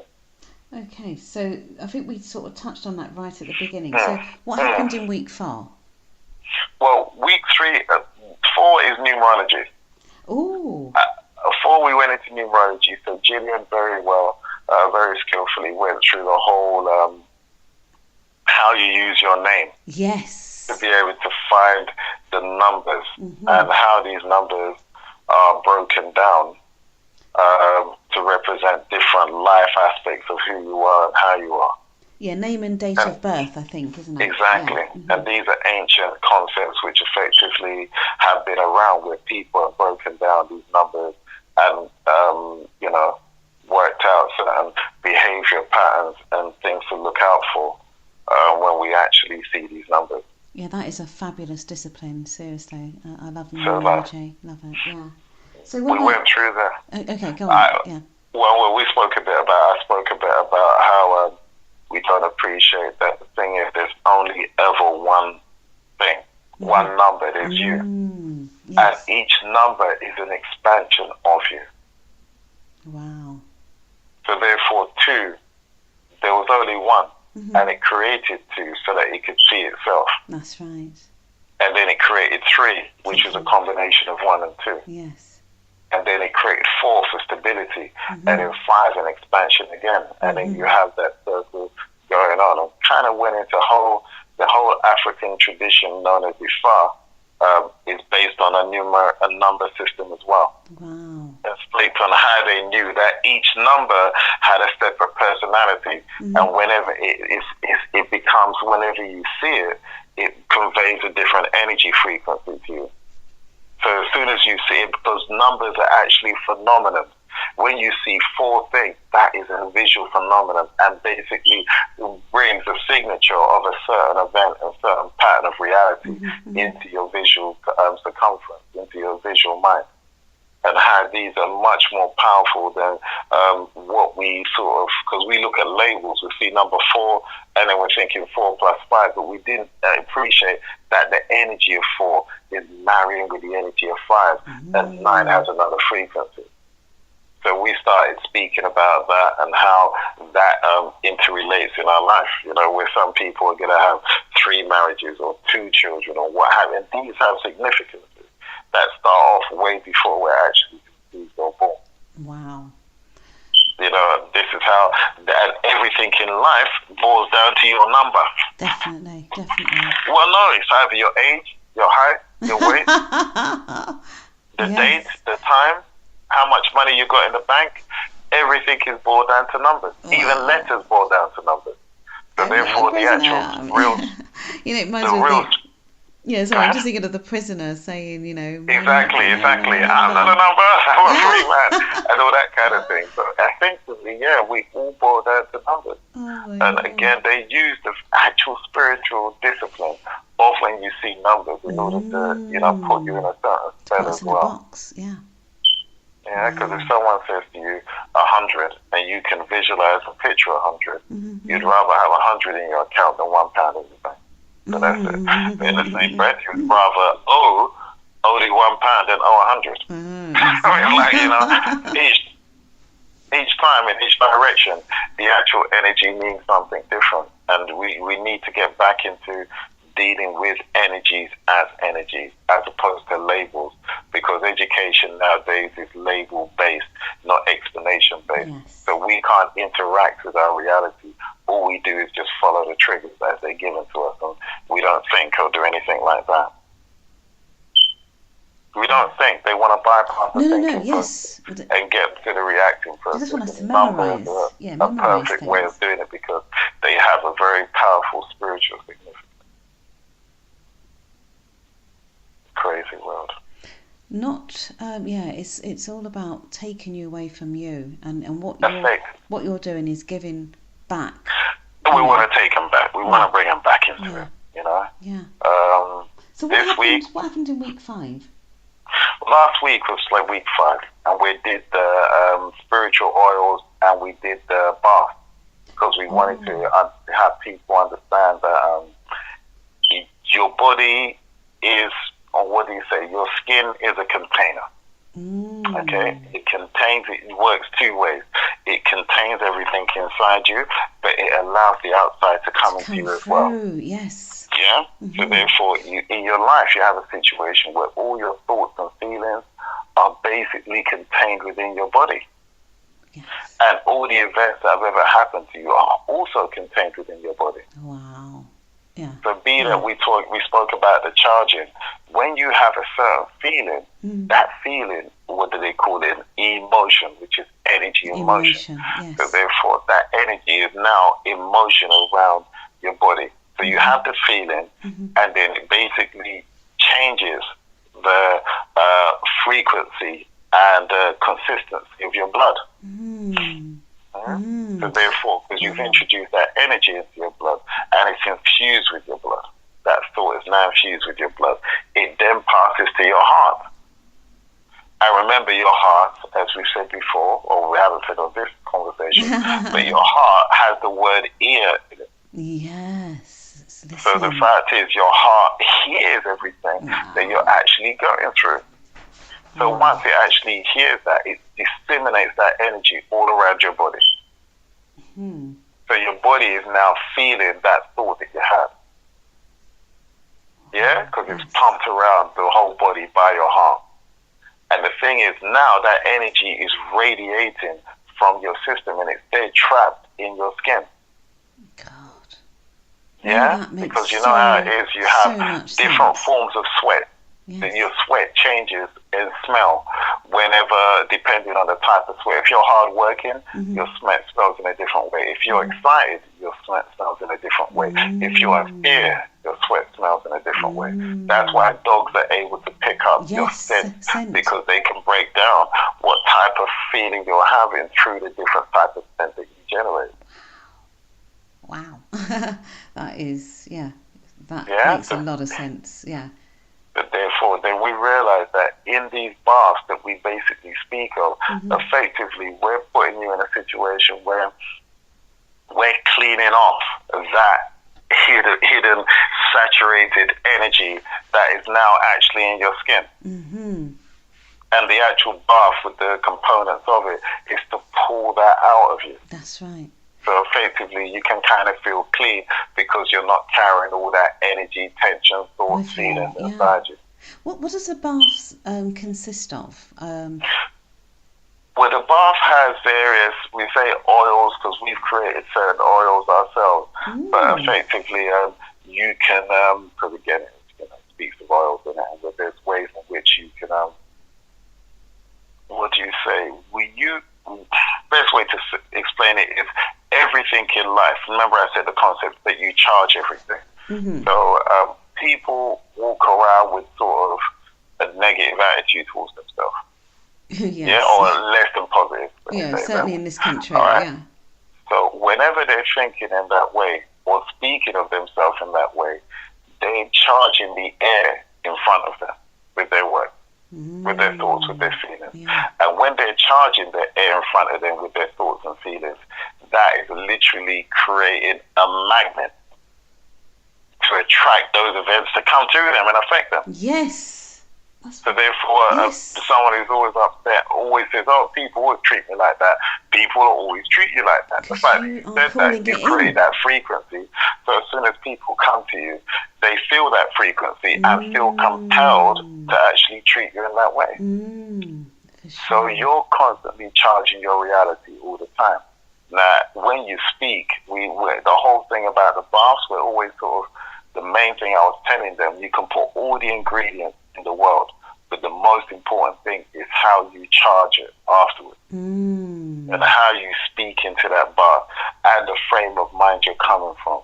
And if you're coming from a peaceful place, you put yourself in a peaceful place. You put yourself in the state of mind you want to achieve by having that bath. And you speak in that, so that frequency is now there in the bath, effectively trying to now resonate. You leave the bath as well after you've spoken that, leave it 20 minutes or so that the water can infuse with your intention and your thoughts. And then essentially all the ingredients, be it salt, be it lemon, be it garlic, be it whatever, they are to pull, they're absorbers of that energy that you have. So they're pulling that out of your system, pulling it out. So effectively you get out a little bit lighter, and the thoughts that you buried, because most people are suffering from thoughts that they buried in their minds. They buried so many incidents that have taken place. So they say, okay, I'll forget about that. You don't forget about anything. That's dangerous. That thought has basically a structure, it has a matter, it has a density, and it's now just saturated in your body with all the other ones piled up. Yes. Yeah, all the other ones. You imagine there's what do you say? You put food into your stomach, you put food into your mouth, and your body breaks it down and disseminates outside your system. But what your body can't get rid of remains as fat. That's right. All right, so imagine everything you hear, you process that as well. You consume it all. You consume it all. You consume your whole experience. Yes. So the thing is, your body can't process all of it. So what happens? It stores as a sort of energy fat around your system and your aura. Right. Yes, your auric field. Yeah. And that's what slows you down when you can't move or I can't do anything, and you're depressed because you're covered in all those thoughts. Yeah. You're depressed. So it creates another form of fat. Yeah. Exactly. You're down because you're weighted down with all these thoughts and feelings all around you. Yes. And you didn't dispose of them. You didn't process them. Yeah. Yeah, I get that so clearly, and I teach that as well, and I feel that people really have to get that you are these faculties, hearing, seeing, what have you, they're all bringing everything that's happening out there. If you kind of get yourself into it, it's coming into you. Whatever you're into becomes the fact that you can see it means that you've processed. Yes. We're at the late stage because we actually think that we're seeing at current time. No, whatever you see is happening in the past. It's already, yes, because you process those waves and light forms and sounds, and you've made it all sound as one stream. Because remember, you hear slow, you see faster than you hear. Yes. I can see a tree falling, but if I'm at a distance too far away, I can't hear it fall down. It takes a long while before that information comes to me, because that's a much denser form of light. So therefore it's slower. But as far as your mind is concerned, you make it all appear simultaneously. Yeah. When it's not really happening simultaneously. Wow. Yeah? You're looking at your own thoughts, quiet as kept. Wow. The same way that in order to survive, you're running that separate movie reel in your head. So you're there looking at the outside world, but then you shut off and then go look at the image that you're creating with the words that the person is saying. And you're comparing two of them together. And that's what your experience of life actually is. The comparing of the two worlds, your inner world images and the outer world images. And your judgment of both of them is how you actually perceive who you are and what's going on. My goodness. Yeah, that's deep, deep stuff. And we are 1 hour and 45 minutes. Brother Edison, how are you? Are you still? I'm very well. Like I said, yeah? This is what we do every Sunday for 4 or 5 hours, and you can see we haven't got into anything yet. God. We haven't got into anything yet. No, this is a scratch. What would be number 6? What's going to be this week? This week we have Heal Thyself Nutrition, which Gillian is going to take on. So she's going to be breaking down various foods, how you can heal your frequency and your energy balance, and everything is really about the flow of energy in your body. And once that is sort of broken or blocked in any way, this is when you start to get illnesses. Absolutely. Feet problems, block of circulation. Hand problems, block of circulation. All the different eye problems, even cataracts, that's a block of circulation in certain vessels in your body. So again, all of this is what's transpiring, and we say we dig our graves with our teeth.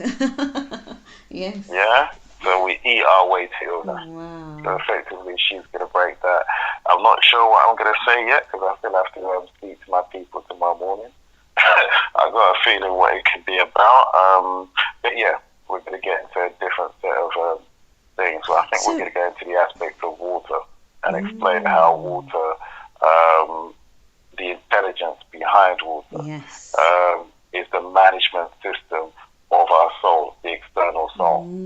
Because water literally is what we breathe. And then our whole body is based on, we say water 8%. People just say it flippantly. But in honesty, everything is infused in that water.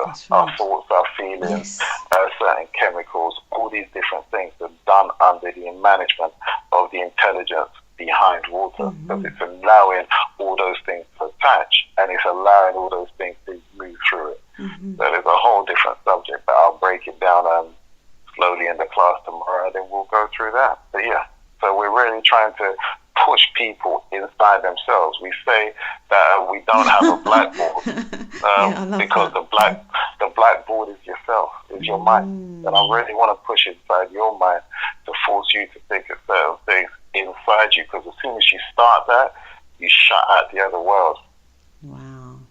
And your whole spirit starts to move and take control over you, because now that's the thing that's processing the word. That's the point that is coming up with its own conclusion. And as soon as you start coming up with your own independent conclusions, your soul is starting to cook, starting to move forward, it's starting to get its power going. And various different other thoughts, different other sort of mind frequencies will switch on. We don't have the 5 senses. We have more than that, so much more than that. And those things start to switch on and start to pull information from the other side into this world, so that you start to appreciate who and what you really are. Because as we said, know thyself. Once you appreciate that, you're no longer a slave to anyone else.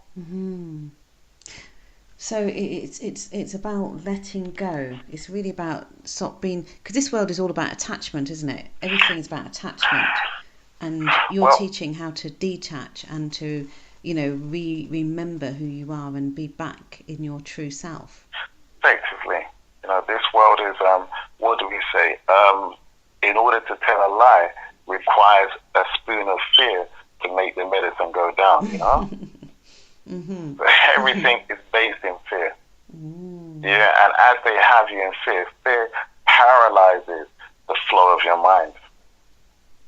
Right. So when you want to think, fear basically blocks it. It creates an image like a wall, so you can't get to the next level of yourself because you want to stop at the fear and address the fear. Yes, you don't want to. So this is why everything they teach you, if you don't do this, this is what's going to happen. If you don't do that, this is what's going to happen. If you don't do that, this is what's going to happen. So basically, you're constantly trying to run away from all these different fears that are constantly being angled towards you. Yes, I hear that. I totally hear that. You know what I'd like to do? I mean, gosh, you know. I mean, have you? Because obviously, are you doing? You've got. Is it a 10-week course? What about you to do? It's 10-week, boy. If you want to see them next week, the following week, 7, we're going to go into how you start to clear your space. Oh. Your house, your home, your car, yourself. Oh my God! Yes. Can you touch on that a little bit? I know you probably haven't written the No. presentation. Right. Again, no, that one is old stuff where effectively, you know, there's energies lurking in every corner of your home. Where whenever you have a thought or a feeling, it's not restricted by your skin. And where there's rooms where there's been a lot of arguments, the frequency of that argument still remains in that room. God. So when people go into that room, they're more likely to argue, or they're more likely to be down, or they're more likely to be upset because someone was in that room that was feeling in that state and literally ionized the air, so the air in that room stays with that frequency and that thought. You know what I want to ask you? In this country, what they said is in this country there's been more deaths here than anywhere else in the world because of all the wars, yeah? So do you feel, and somebody was telling me about, about a soldier, somebody who'd, I can't remember the exact story, but basically what I'm getting at is all these, you know, war zone, you know, all this war that's been going on in this country, and obviously these old Victorian houses and what have you, and, you know, all these sort of, you know, big corporate old buildings. Would you say that there's all remnants of those old energies? Of course. Say somebody now moving into those places will be plagued, yes, and their minds will be in torture with all these other energies trying to enter those people. Yeah, because again, when your frequency is down, certain thoughts can start to move into your energy matrix and try to start becoming a voice, which is going to encourage you to do certain things. You know, they'll encourage you to eat certain foods, drink certain things that you wouldn't normally do. Oh, that is deep. Seriously. It's different from a pregnant woman, because the reason why she has cravings is because it's the soul of the child that has cravings. Yes, it must. Yes, that so makes that's sense. Different. But then you have situations, you're walking along, I want this cake. Why do I want this cake? I don't even like this cake. And you'll travel across certain areas with certain energies, depending on your state of mind. If your frequency is low, they can come in and start to suggest things, because your mind is always working off suggestions. You ask yourself, what do I feel like today? You're giving yourself an open-ended question, and then certain thoughts will come in. Oh, I feel like this. I feel like that. Who are coming up with those proposals? It's not you. You ask the question. Yes. That's why I said you don't think, you ask. And then you wait for different thoughts to come in. Oh, I want this, I want that. And certain energies will come and say, oh, I want this kind of thing, or I want that kind of thing, or I enjoy this, or I enjoy that. And you're like, that's a good idea. Let's try that. Who are you discussing this with, you know? You know, as you're saying that, how do people know to ask the right questions to their ancestors and not these foreign voices that is coming to use them? But that's what we do in week 3, because we basically enable people to start to identify who it was they were speaking to. Yes. So that they could get one voice. Or two voices, but those two voices was all that they heard. And any other voice coming into their mind, they knew it was a foreign invader. So that way you was able to shut down unwanted thoughts. Go ahead. So people are walking around with a lot of foreign, stuff going on. So when you see someone acting quite crazy and living in a crazy way, I step back. They've got too many frequencies going on there. I'll ask who's talking to them. First thing I'll ask is, okay. The first thing you'll know if someone's okay is whether they've got control over themselves. Yes. Because an imbalanced person is imbalanced. And they're imbalanced because the conversations they're having in their head are not balanced. That's one right. minute is this, 1 minute is that, 1 minute is this, 1 minute is that. You know they're not really including their reality properly. So as soon as you see that, you step back because you have no idea if they have any control. That's why, again, overly emotional people are reflecting that there's various energies arguing within them. And they don't have control over it. You know, that's why the first thing I'll say is, you know, as soon as I see a guy who's over emotional, 1 minute he's angry, 1 minute he's that, I don't know who's advising him in his head. Yeah, he's having something going on. He's having some serious conversations with whoever, you know, that he could have picked up some energy. He could have done all kind of things. So he's going through all those different things. I don't know who's there. Therefore, I just pull back, let him do what he wants to do in his environment, because there's no point me trying to interfere and then become at the mercy of one of those energies. So, Brother Edison, for a woman in that respect. Go ahead. So you're saying people can just be going about their business and these entities just jump in because maybe they woke up and they weren't in, you know, they're in a low frequency place within themselves, and that just leaves the door open for any negative entity to walk in. You know, depending. This is where your protection of yourself comes in. And, you know, we do a protection order. People start to protect their minds by having good, strong advisors in their mind. As soon as something's coming in which doesn't belong, they can feel it. You know what? It's funny. And, you know, I'm trying to bring over to people how they already do this with objects. Your computer, you have like a protection to stop the viruses attacking. Exactly. Antivirus, of course. So this is, wow. And so our ancestors are there to protect our minds, which is our sanctuary.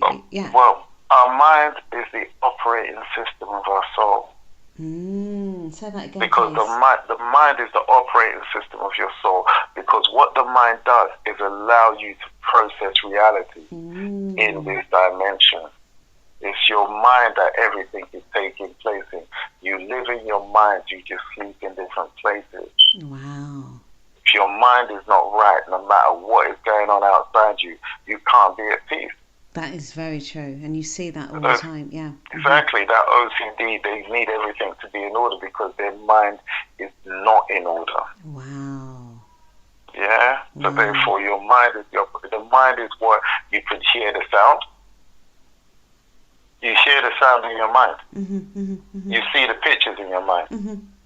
You see everything in your mind. But the energy creating all of those things, you can't see because that is your soul. Your soul is literally, your soul is the one that creates the voice that you hear in order so that it can experience itself in this dimension. So without the voice, you can't think of anything because you can't create the image. And even when you got the image, you need that voice to discuss it. That inner voice is what you need. So therefore, you're using those aspects to allow you to experience your external world as well as your internal world. It's that voice, that inner voice, which is a creation of you, not you. Because you speak out to the world, so your soul speaks into your head. So it goes in, and you push, you push it out. You literally add from your voice box. You add a frequency, and your tone also comes out with the words that you're trying to utter, and then it's expounded from your voice. Then someone else who has the ability through their ear to condense that energy back into a word and into a tone. Yes. So it's literally our minds are the original telephone. Because we're transferring a signal and reconstructing it into a sound. Because you create a sound, and then the signal is that's where they got the concept from your actual mind and what it effectively does. Yes. So there's no noise going on outside you. All there is just signals and waves. It's based on your capacity to convert that that signal into sound determines what you can hear. That's right. Wow. Hence, someone who's deaf just can't translate their external waves into actual sound. But that doesn't mean they don't communicate in their own head. For sure. Because they can do sine waves to show you what they're still thinking. Yes, for sure. It's just that they don't have the capacity to convert the external waves into sound. Yes. Yes. Wow. Deep stuff, Brother Edison. My gosh. How can people contact you? How can people get in touch with you? Well, I'm on Facebook, as we said. I'm on Facebook under Ancestral Essence, as we said at the beginning. So they can leave a note there, or they can simply make a friend's request on Facebook to Edison Agbandje. I'm sure it will come up on the radio there. They'll be able to find me on that way. They'll see on my actual Facebook page and on Ancestral Essence, there is a flyer with the actual course, and I have a telephone number on there under that post where they can call me if they need to call me to go through a few things. We're trying to work out how to do an online course later on in the year.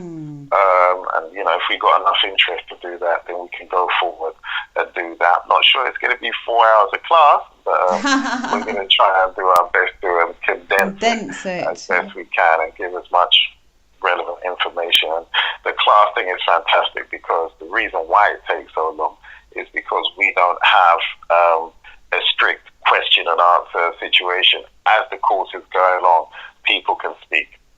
So that way, because I know if I say, okay, hold that thought to later on in the class, yes, what happens is the person won't remember. By the time I've said what I've said, either there's two options. Either the person won't hear a thing that I've got to say for the rest of the class because they're trying to hold on to the image of that thought. Yes, it's true. Yes. As soon as you ask a question and the person doesn't answer it, you don't actually hear anything they say afterwards until they answer that question. For sure. So that's why you have to acknowledge the question. Try your best to answer it so that person can move on and the class can move on. Because if you have enough people in the class that are held in suspension, basically trying to process what you've said, you didn't effectively get anything out. Yeah, I so agree. We're all moving as one body in the class. How I'm going to do that online is going to be an interesting challenge, one that I'm open to. So that's what we're hoping for. We're still doing the classes now. We've got, like we say, 5 more weeks to go down in North London. Not sure when this is going to be aired out, whether this is still going to be relevant. Or East London, I should say, 120A Lower Clapton Road, E5Q0QR, and they're held between 1 p.m. every Sunday till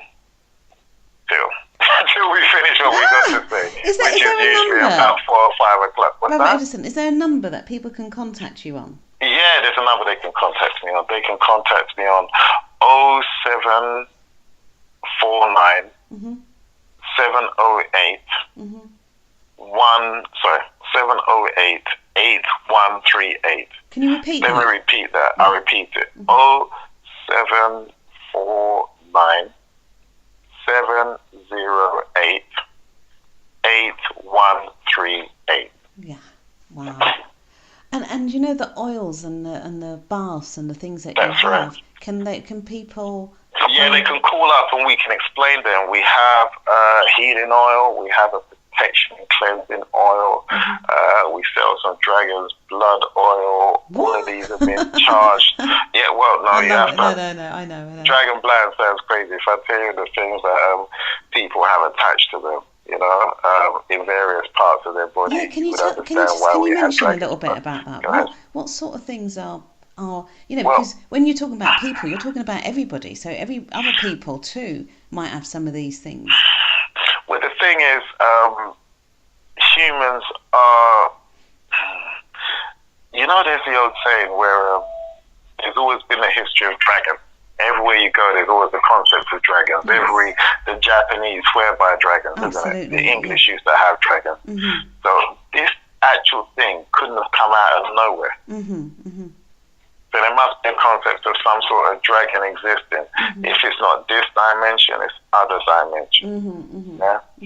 People are fixed on their physical body, being their arms, their legs, their heads, but they don't realize that their actual universes within themselves, and their various dimensions within their own body. Yeah, the world where your heart operates is a different dimension within itself.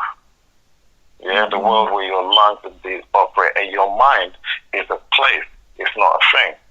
Yes. Because there's certain thoughts and memories that you have in your mind that you would not want to go anywhere near.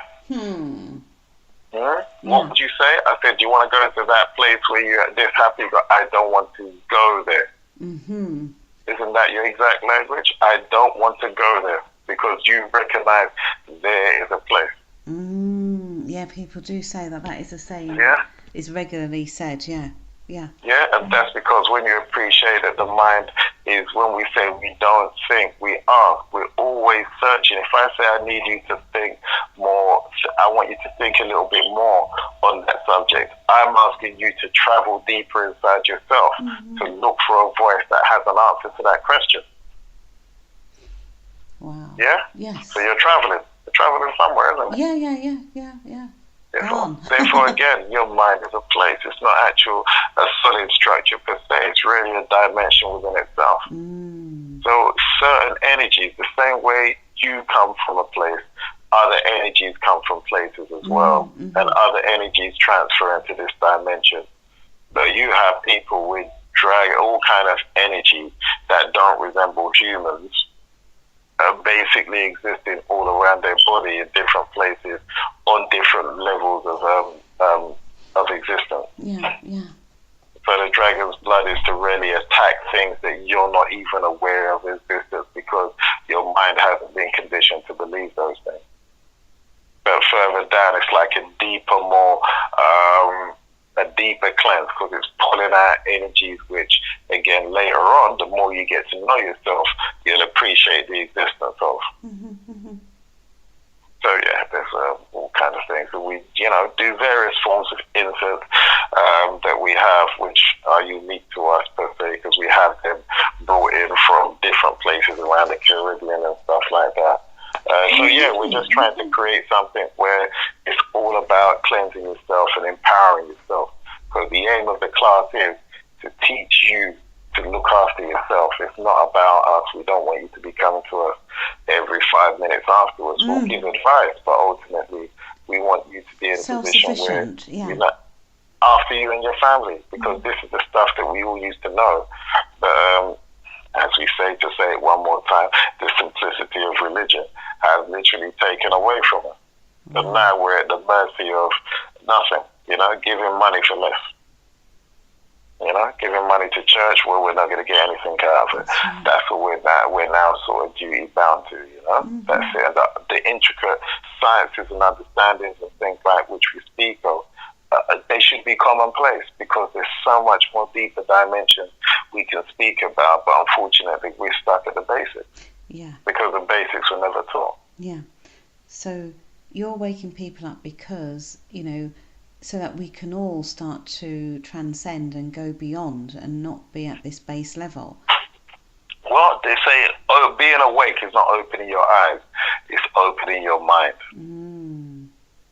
For sure. Yeah, and if your mind isn't awake effectively to the realities existing outside of you and inside of you, then you're asleep.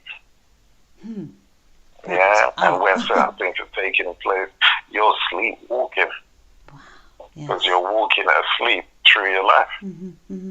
For sure. So that's effectively it. So effectively what we're trying to do is, awaken you, the sleeping giant within. Yes, I love that. Yeah, because the reason why they want us so badly and mimic us so badly, because in our creative state, we're unstoppable. It makes no sense that technology has moved so far forward, but our children can't do the most basic things. When you look back at a 16 plus exam 50 years ago, it's harder. It's hard, even an 11 plus exam. 15-year-olds couldn't do it now. You know, 15, 16-year-olds. So why is it the education system is, basically slowing our children down? But technology is moving forward. Exactly. These children yes. are supposed to be born much smarter than ourselves. And they it's are. only natural. And they're not. Well, they are born, but effectively, it's not they're coming being, through. Yeah. What did they say? Kill it before it grows? Kill it before it grows. Definitely. And so they're pouring everything into making, and people think, oh yeah, I've got the latest this technology and that, and it's like, don't be excited about that. It means that you're no longer telepathic. It means you're no longer able to. Do you know what I mean? Don't be excited about what your phone can do and what your iPad can do. It's all visual. And like we said, they've got everyone. Yeah. It shows you how far. You don't know how it's played. You don't know how it works.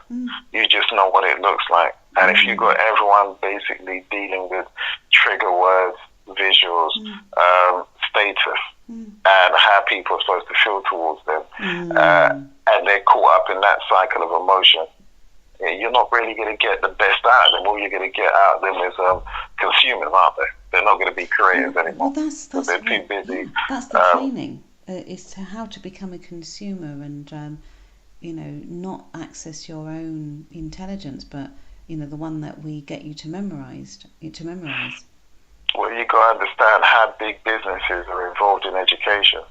Because back then, they wanted to produce the consumers from the cradle. Wow. It's very insidious. It's very insidious when you see who's in control of what's being done. And people, for a little bit of money, they turn the other way, It's not their children. They'll put their children in different kind of schools based off the money that they get. That's right. But they need a lot of fodder to basically run all the different things that these guys in their apparently elevated position want to actually believe that they are, Totally. It's a terrible thing. But, the fact is, once you find contentment in who you are and what you understand about yourself, all of it becomes external. You don't actually attach to it. And, that's what I want you to do, Brother Edison. Just, obviously this is deep stuff and there are some really, gory things going on, but what I want you to do is just leave with people the positive, what is, the positive outcome of owning your own mind, owning what goes in, what comes out, and, detaching yourself from all these things that are just, dumbing you down and sucking your energy dry. No, in truth, there are all those terrible aspects in life, but the reason why you're here is to learn how to move beyond them and become the original. They use this term God so loosely, and I do dislike it in part because effectively it becomes a label which you no longer try to understand. But you have to understand you are the creative aspect of your life. And again, you are pure magic, pure wisdom, pure power. And within you, all things are possible. All the things they speak of religion, they're just speaking about you. They're speaking about you. All the things that all praise is due to you. Because if you're not the one who actually creates it, it doesn't happen. People say you didn't create this world.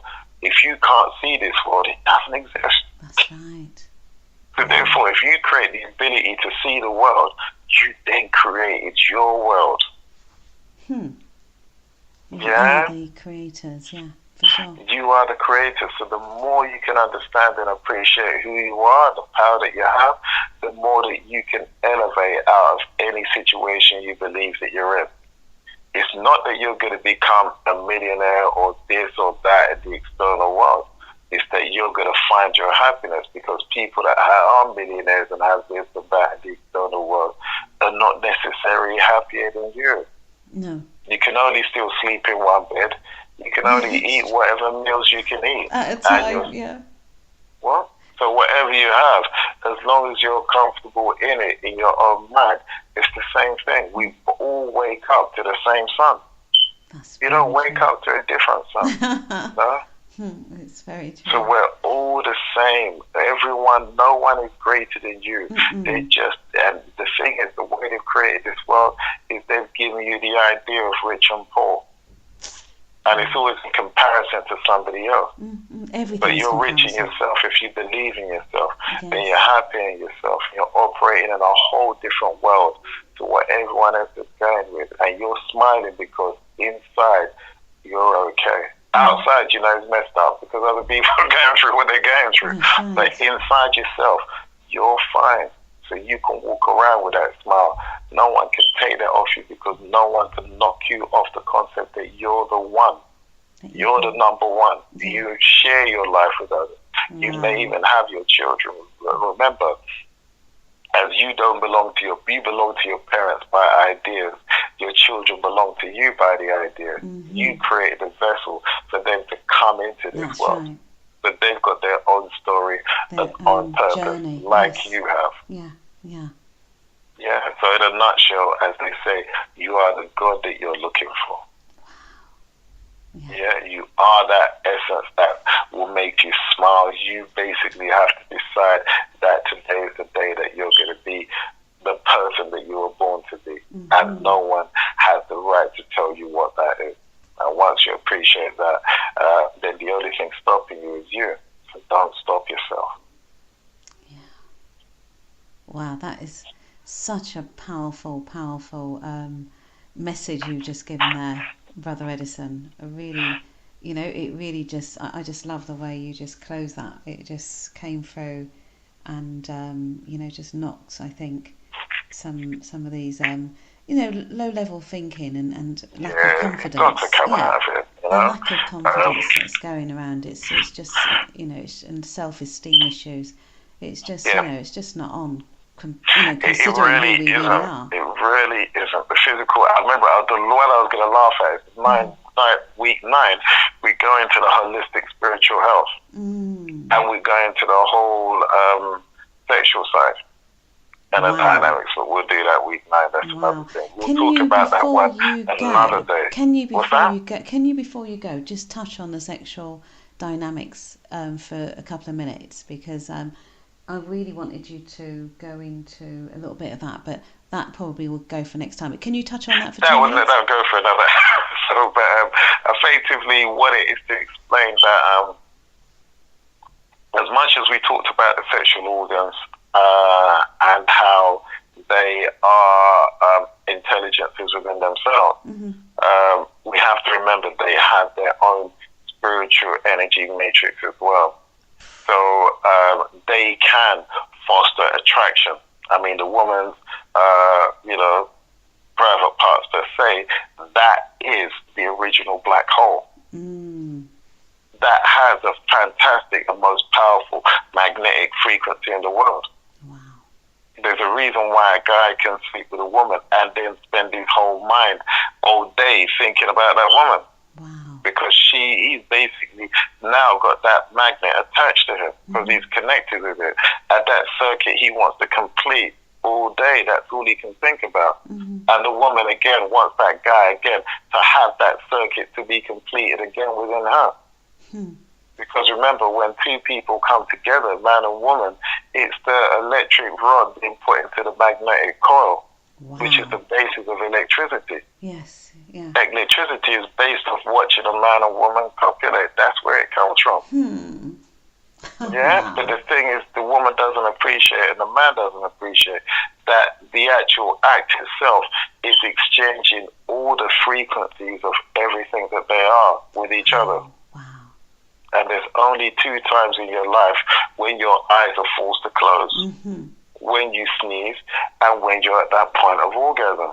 Because at that point, your actual whole body has to shut down in order to generate the frequency to propel that energy out of the guy as far as he can into the woman. And the woman has to shut down in order to open herself up to allow that frequency to come inside her.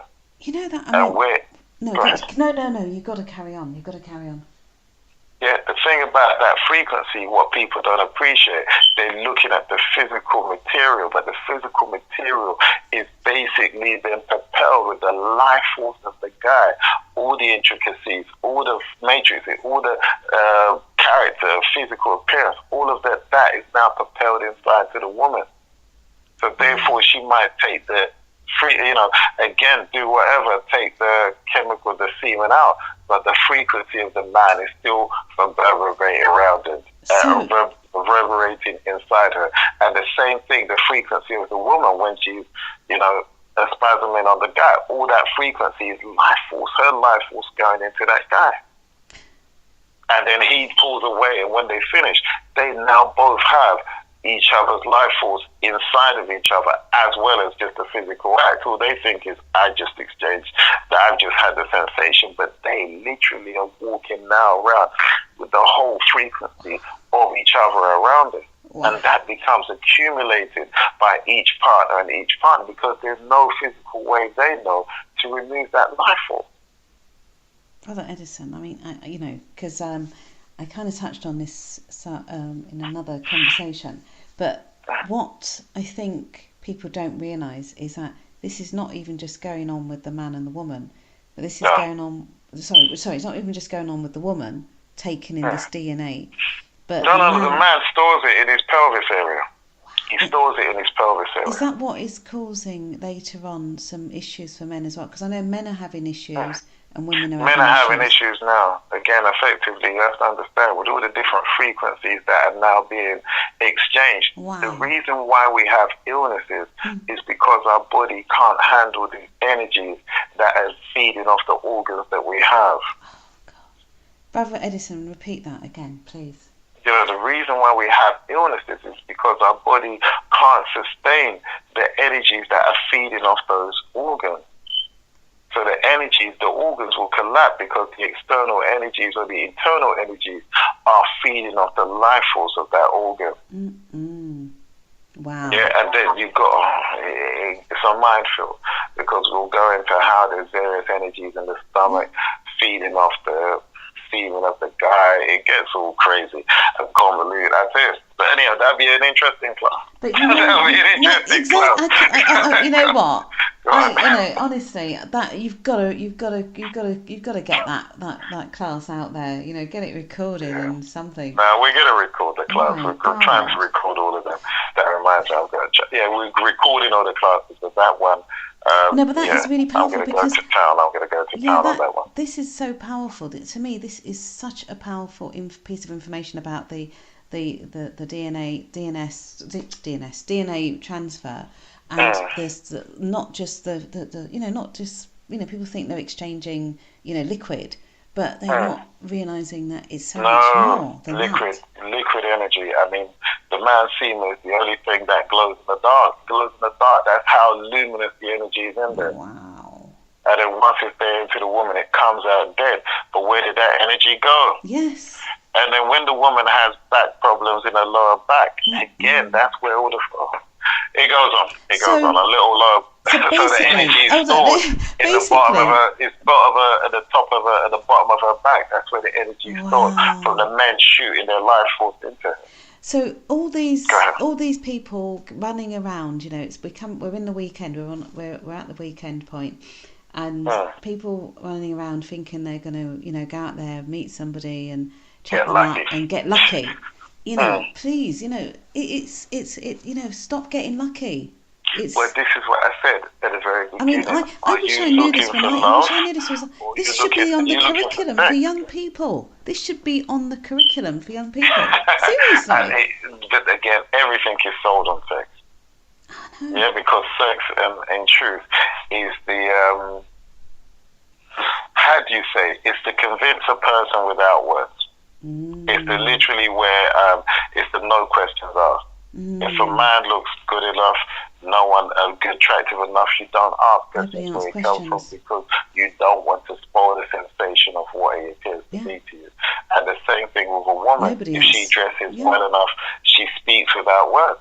You don't ask her questions because you want to stay in the energy feeling of that presence that she displays. She looks, oh my God, she looks so great. I don't want to say anything that's going to upset her or make her look bad. So I could lose the pleasure of the feeling that I'm getting at looking at her.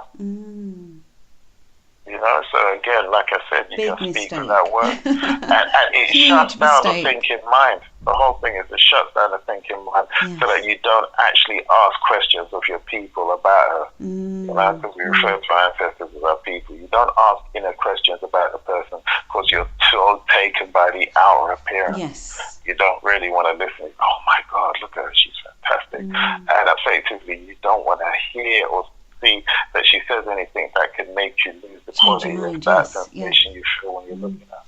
Wow.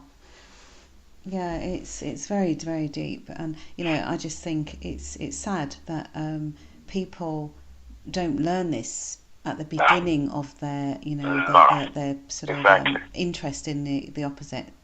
And it should definitely be taught. It shouldn't just be parents saying silly things like this is nasty and this is disgusting. It should be taught properly, as you've just explained. If it's constructively taught and the person can feel what it is that you're saying, because you're going through things that they're actually experiencing, and that's questions that they've had within them that they just didn't ask. A woman could be having a great life, sleep with the wrong guy, and this guy's an unlucky man based on all the energies that he has attached with him. And he could be someone who's been cursed, for whatever better expression, with someone who's basically exchanged words or expounded words with a negative twist that now is operating in this guy's energy field.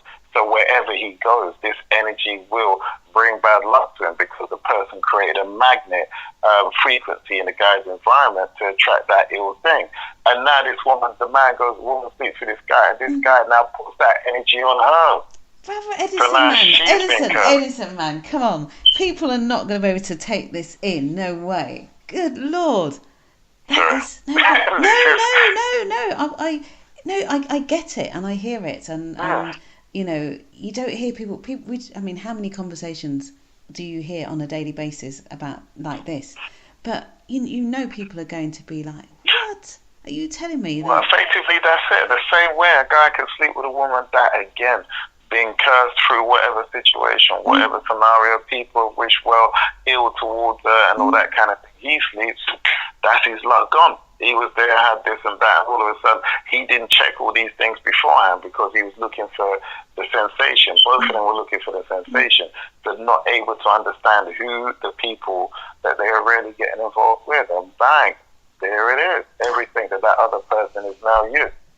You just consentingly, because the whole thing is when you're having that orgasm moment, your spirit shuts down, your brain shuts down, and that's when both of the energies can completely merge, because you're both defenseless at that time.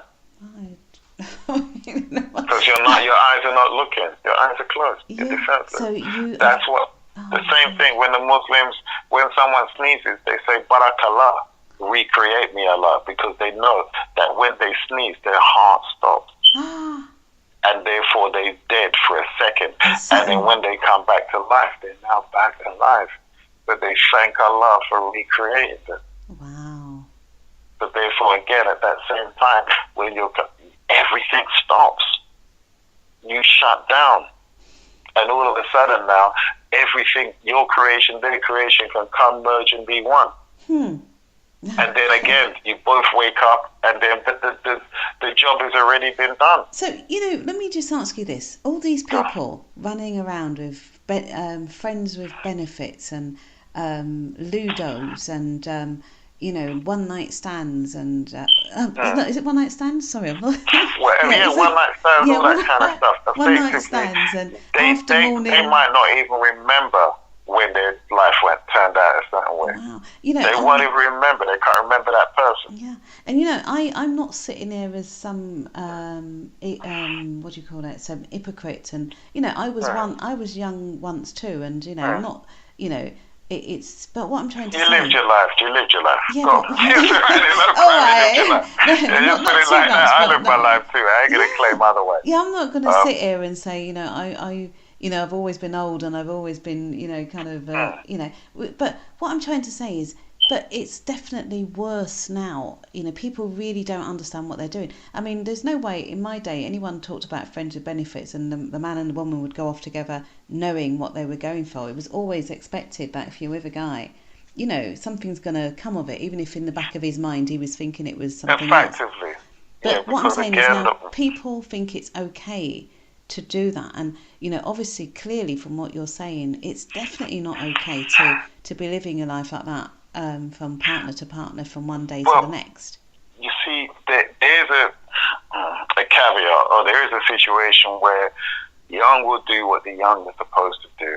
So as much as I'd love to tell the young, don't do this, don't do that, these are people that they're supposed to meet. This is what I said. Your life is your journey, and the people you meet are the destination. So everyone you meet is a destination on your route journey in this life. God. So therefore, as much as I'd love to say you can avoid it, you can't. When you become aware of it, is at the time you're supposed to become aware of it. So some people could go their whole life and never hear about this. But when they're meant to hear about it, is when they're meant to hear about it. That is powerful. So you're saying whoever gets to hear this kind of information, is because it's their time to hear it. It's their time to hear it. Wow. And it'll be their time to think of it, because on a soul level, they would have called for this information to come into their purview. So now they can hear it and say, oh yeah, that's what I wanted to hear, because that's what I was inside. That question was being asked, and they wanted to get an answer to that question. So it will be at the time. Some people will never hear it because they weren't meant to. Don't get me wrong. They will go through lifetime looking to fix it, but they'll fix it when they're meant to stop and fix it. Wow. Yeah. So when the time comes, there's always a bigger picture and wider story to what we're seeing. That's why, again, you can't work with judgment, but when you're dealing with someone now, once you become aware, what is it you're going through, And this is part of life. It's all the experiences, isn't it? The experiences teaches you wisdom. Of course. Without the experiences, you would not. You wouldn't even know the things. Exactly. So in this situation, don't get me wrong, you can clear these energies. That's another story down the road. There's ways of clearing these energies. You've got to come back and tell us about how to clear these energies. Again, that's slightly different. We'll work out there's a case where you can clear these energies. Wow. And this is where we get into the bath, and we're trying to encourage people to get into their own understanding of themselves, so that they can start to work with their own family recipes to get rid of these things. We have our lines that we can share what we can share, because everyone has their own little secrets. But that said, you can work out your own through your own actions, and as long as you don't get into the whole false positive. When people are falsely saying, I'm okay, when they're not okay. They know they're not okay, because they know when they're quiet, their minds are plaguing them, but they keep trying to tell themselves they're okay, like that's going to fix it, which it obviously doesn't. So, so that never works. We've done 2 hours and 32 minutes, Brother Edison, and my mind is like, whoa, it's wide open, like, it's like it's been, and this is a conversation. This is what you call a conversation.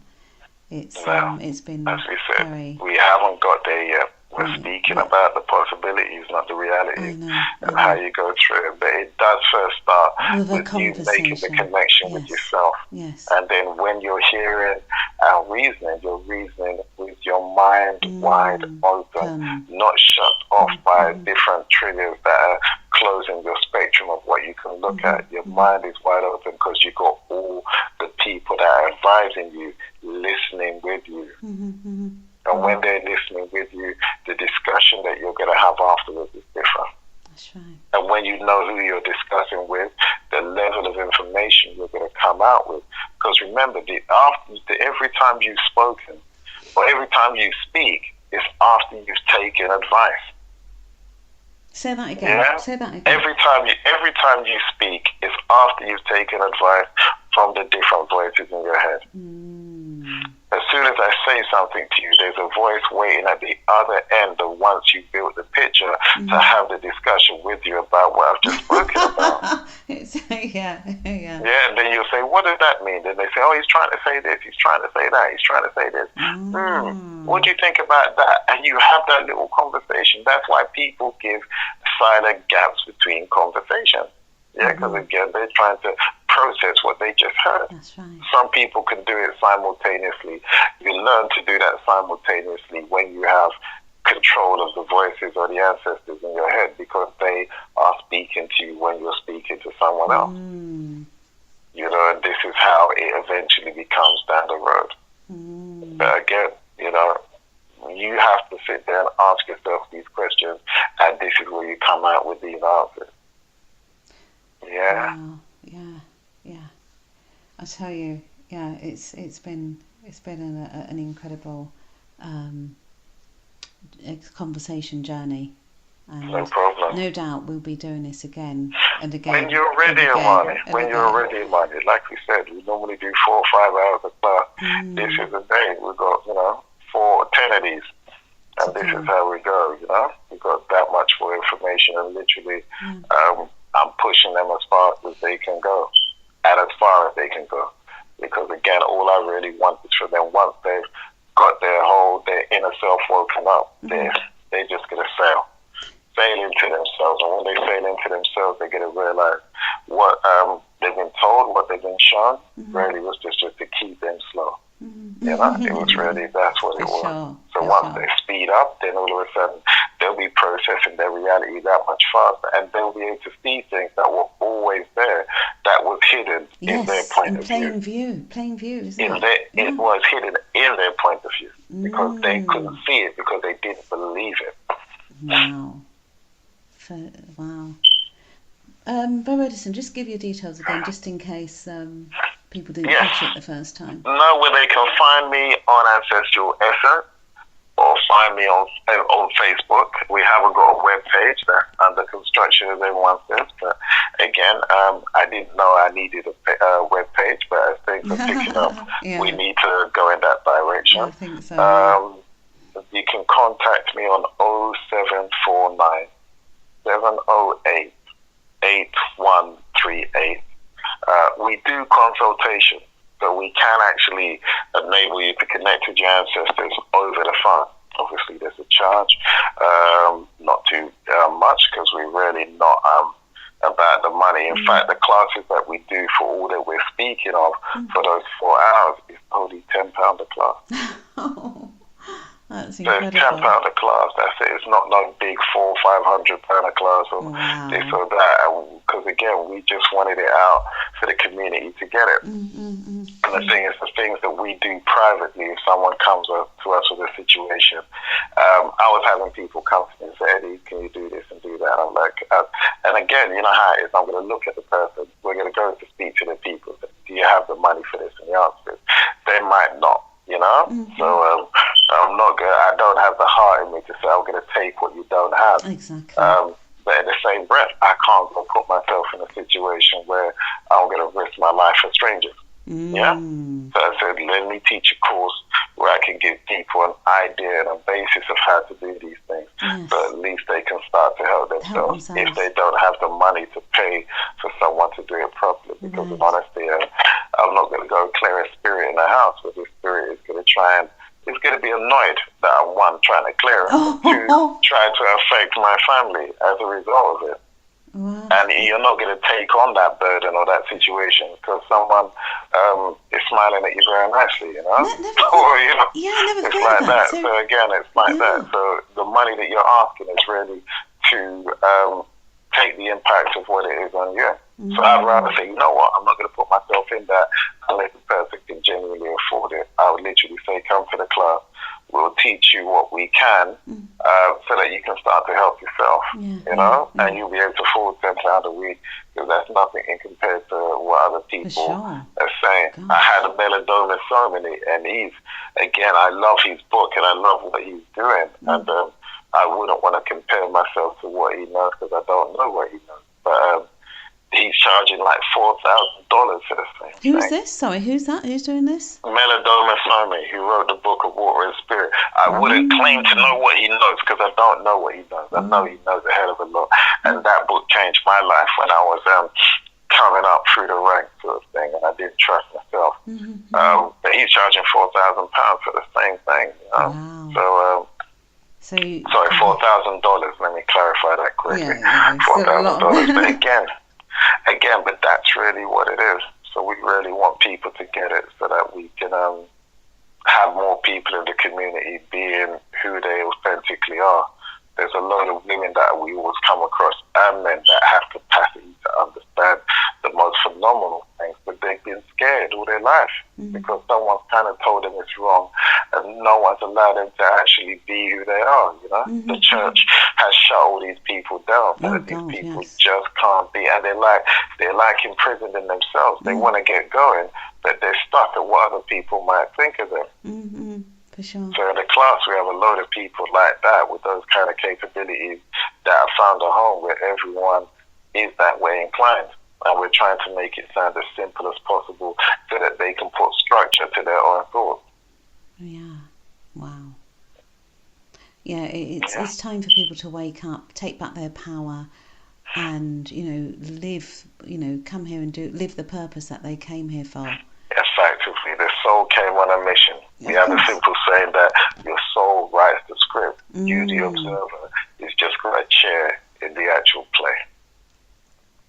For sure. You think you can change things either way, but ultimately the soul is writing the script. So what's going to happen today is going to happen today. Whatever you can complain, you're complaining at the show, but you can't change it because you're not the one in control. That's it. And the whole trick is trying to get to your conscious mind to get back home to the soul. Therefore, you're in total control. Up until that point, and that's a big journey. And trust me, that's a massive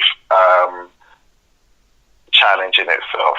But that is why we're never bored. People that are really into this are never bored, and they live and breathe it. They love it. That's why I said I love doing it. The class is 2 hours.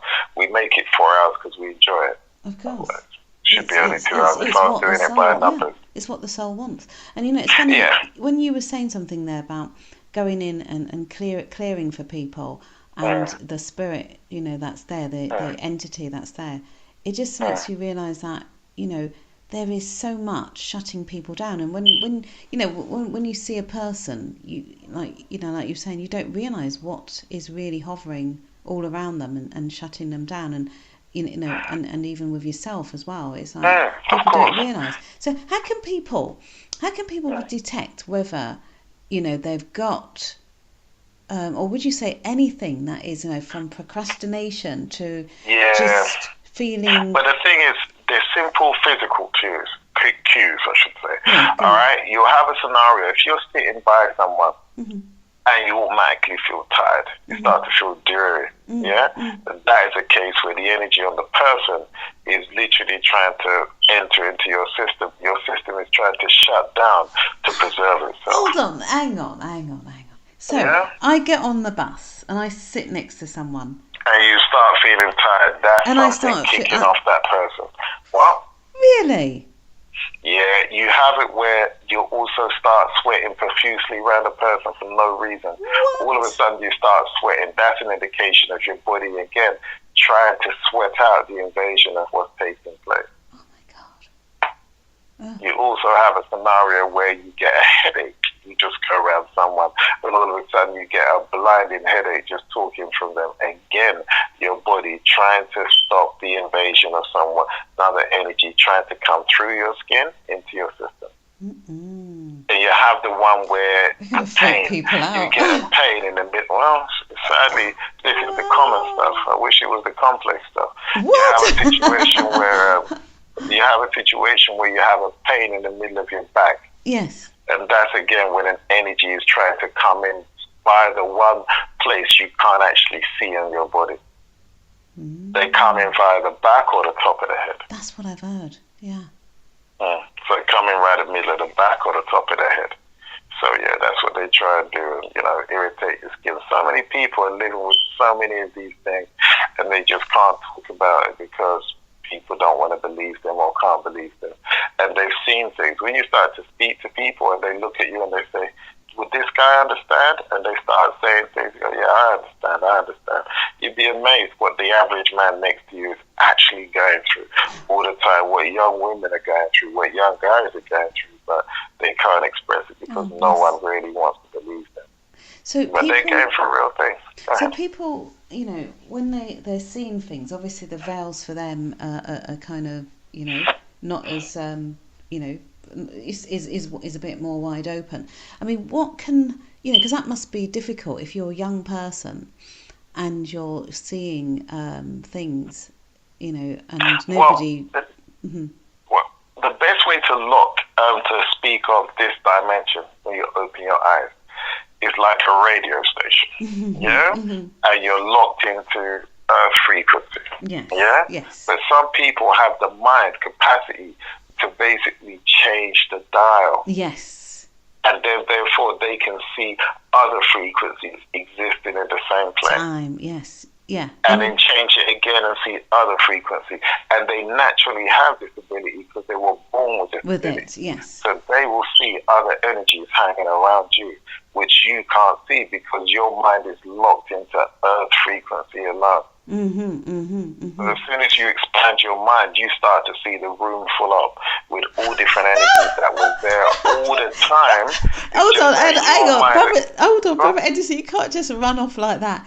You said the room full up. What do you mean? Come on, the room is full up with all different energies. Can you see things? Can you see that? Can you see that? Of course. So again, what you realize. Say that.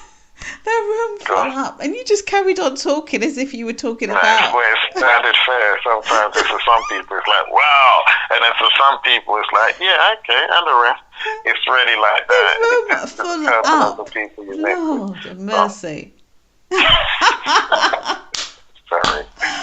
Oh my God. So what do you? So okay. So when you say you go to someone's home and is this when you're going to clear for people, or is this just in general? You're seeing. Well, this is in general. The thing is, thankfully, you learn. This is why I said you work with your ancestors, because some people are doing this uncontrolled, and they're just seeing things and walking around and going through all these things all the time, and they got no control over it. So the thing is, what you always try and do is be able to switch it on and switch it off when you can. And this is the kind of thing we teach in the course. Not be an uncontrolled medium, be a controlled medium. Absolutely. This is the further information. Once you can ascertain what the person is going through, then you can start to prescribe certain things they can do to make their mind and life a bit easier. You know, but you have to understand that as far as you know, everything is happening at the same time. So if everything is happening at the same time, all that's really happening is they're existing on different wavelengths of frequency. Yes. Yeah. So you could be sitting there and you could basically start to see Romans marching past you. From the if you shut your mind down, you'd be able to go to the time frame frequency, switch your brain off from this frequency and pick up another radio frequency of another reality in that same place. Yeah, I hear that and I get that. You know, and what is also coming through as you're saying that, it's making me feel that you mentioned an uncontrolled medium. An uncontrolled medium is somebody now who might be hospitalised because they can't control. They're saying they're seeing things. Their family might think, oh my God, you know, something's not right. Get them sectioned, and then they're on medication, and now they're labelled schizophrenic or something. So this is why it's so important for people to know someone like you who can actually help that person to control, you know, the situation that's going on with them with these frequencies. This is the thing. It depends on where they are because, I mean physically, I mean where they are within that whole spectrum of things. Because you've got people that have energies that are effectively in control of them. All right, energies that are speaking to them so loudly and so clearly and so powerfully in their voice and asking them to do some dark things. Wow.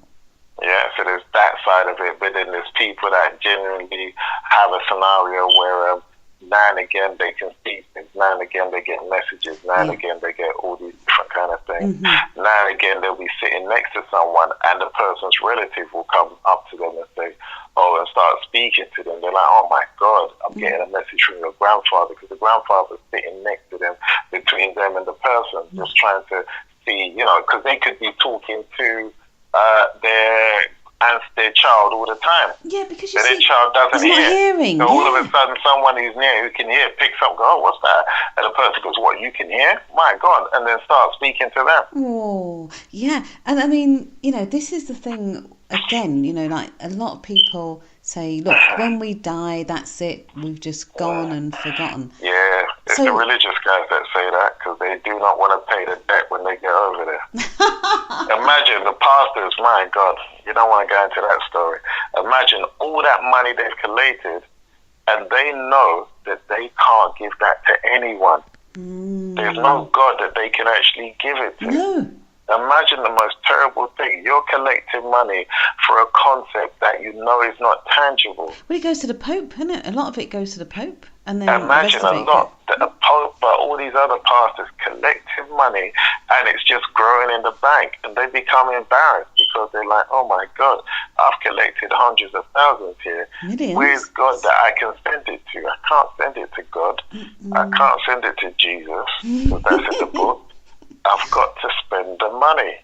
And then they create a scenario where they can make a committee that can turn around and say, well, the committee says I can spend the money on a new car or on a new house or on a new situation.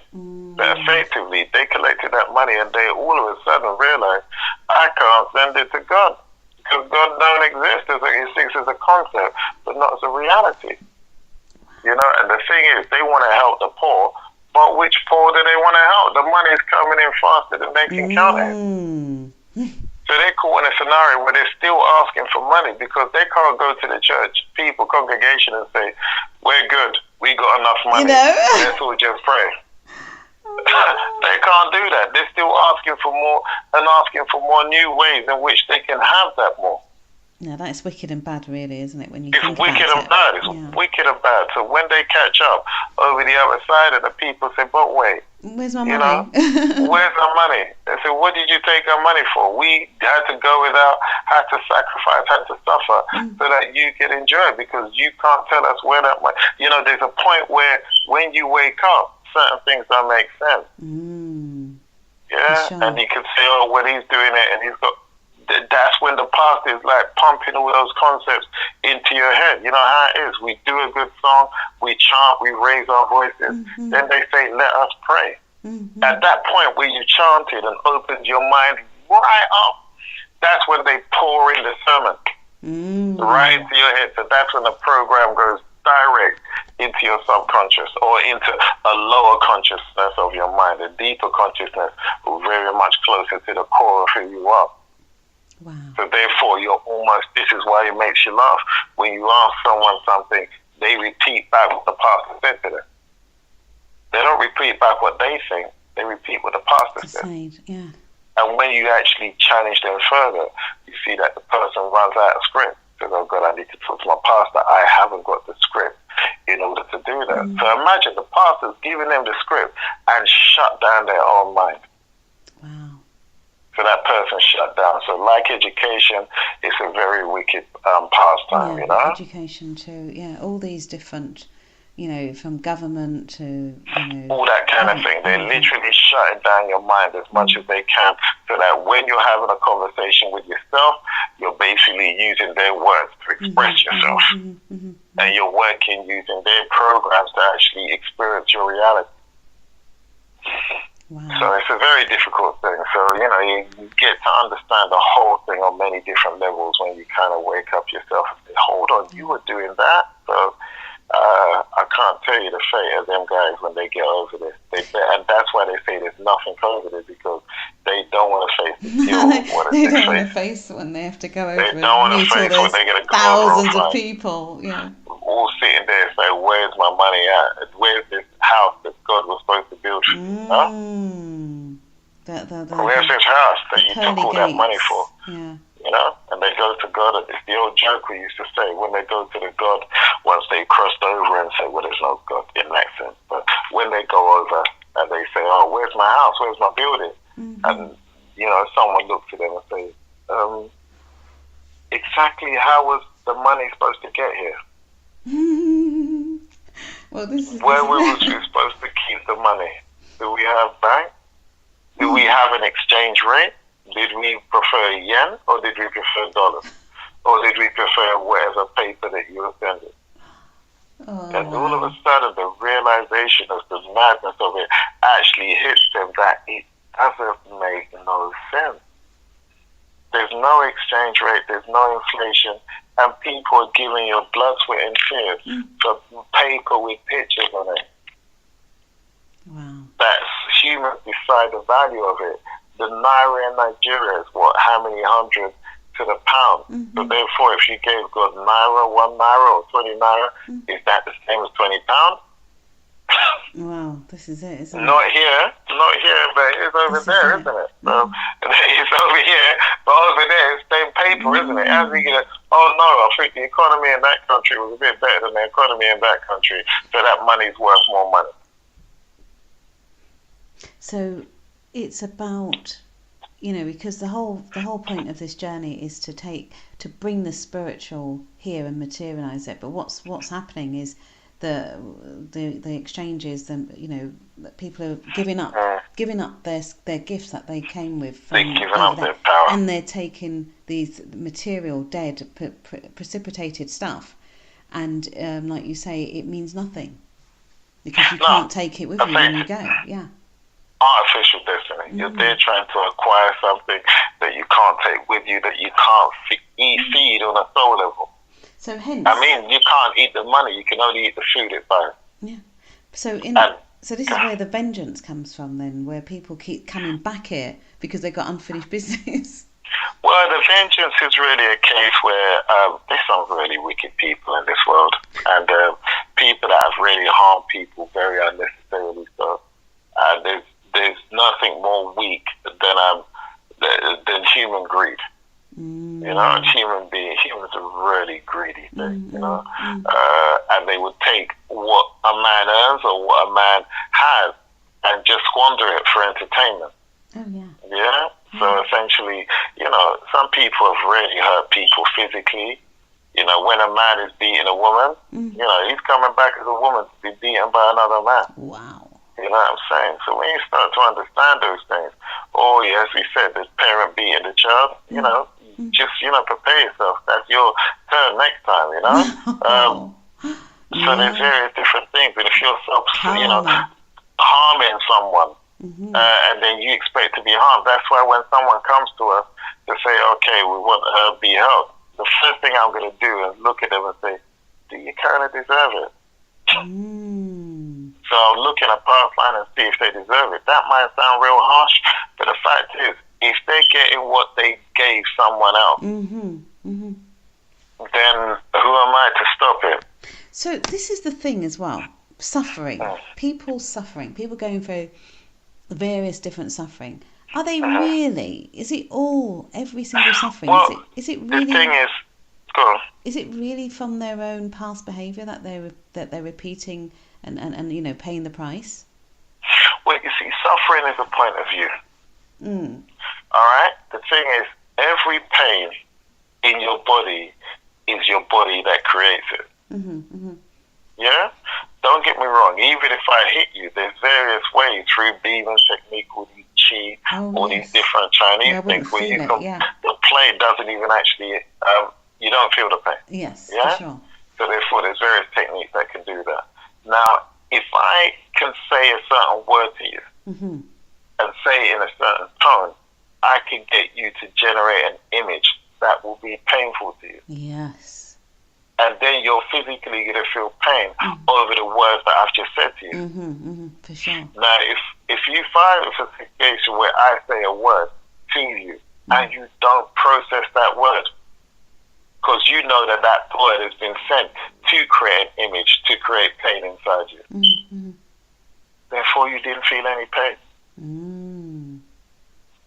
So people... So just by knowing that, you could block someone using words or actions or images to basically harm you. Yes. Be very careful of what you externally digest. When you see someone coming with a certain concept, ignore it, because you know that once you process that concept, you're going to create an image that's going to put you in pain. Yes.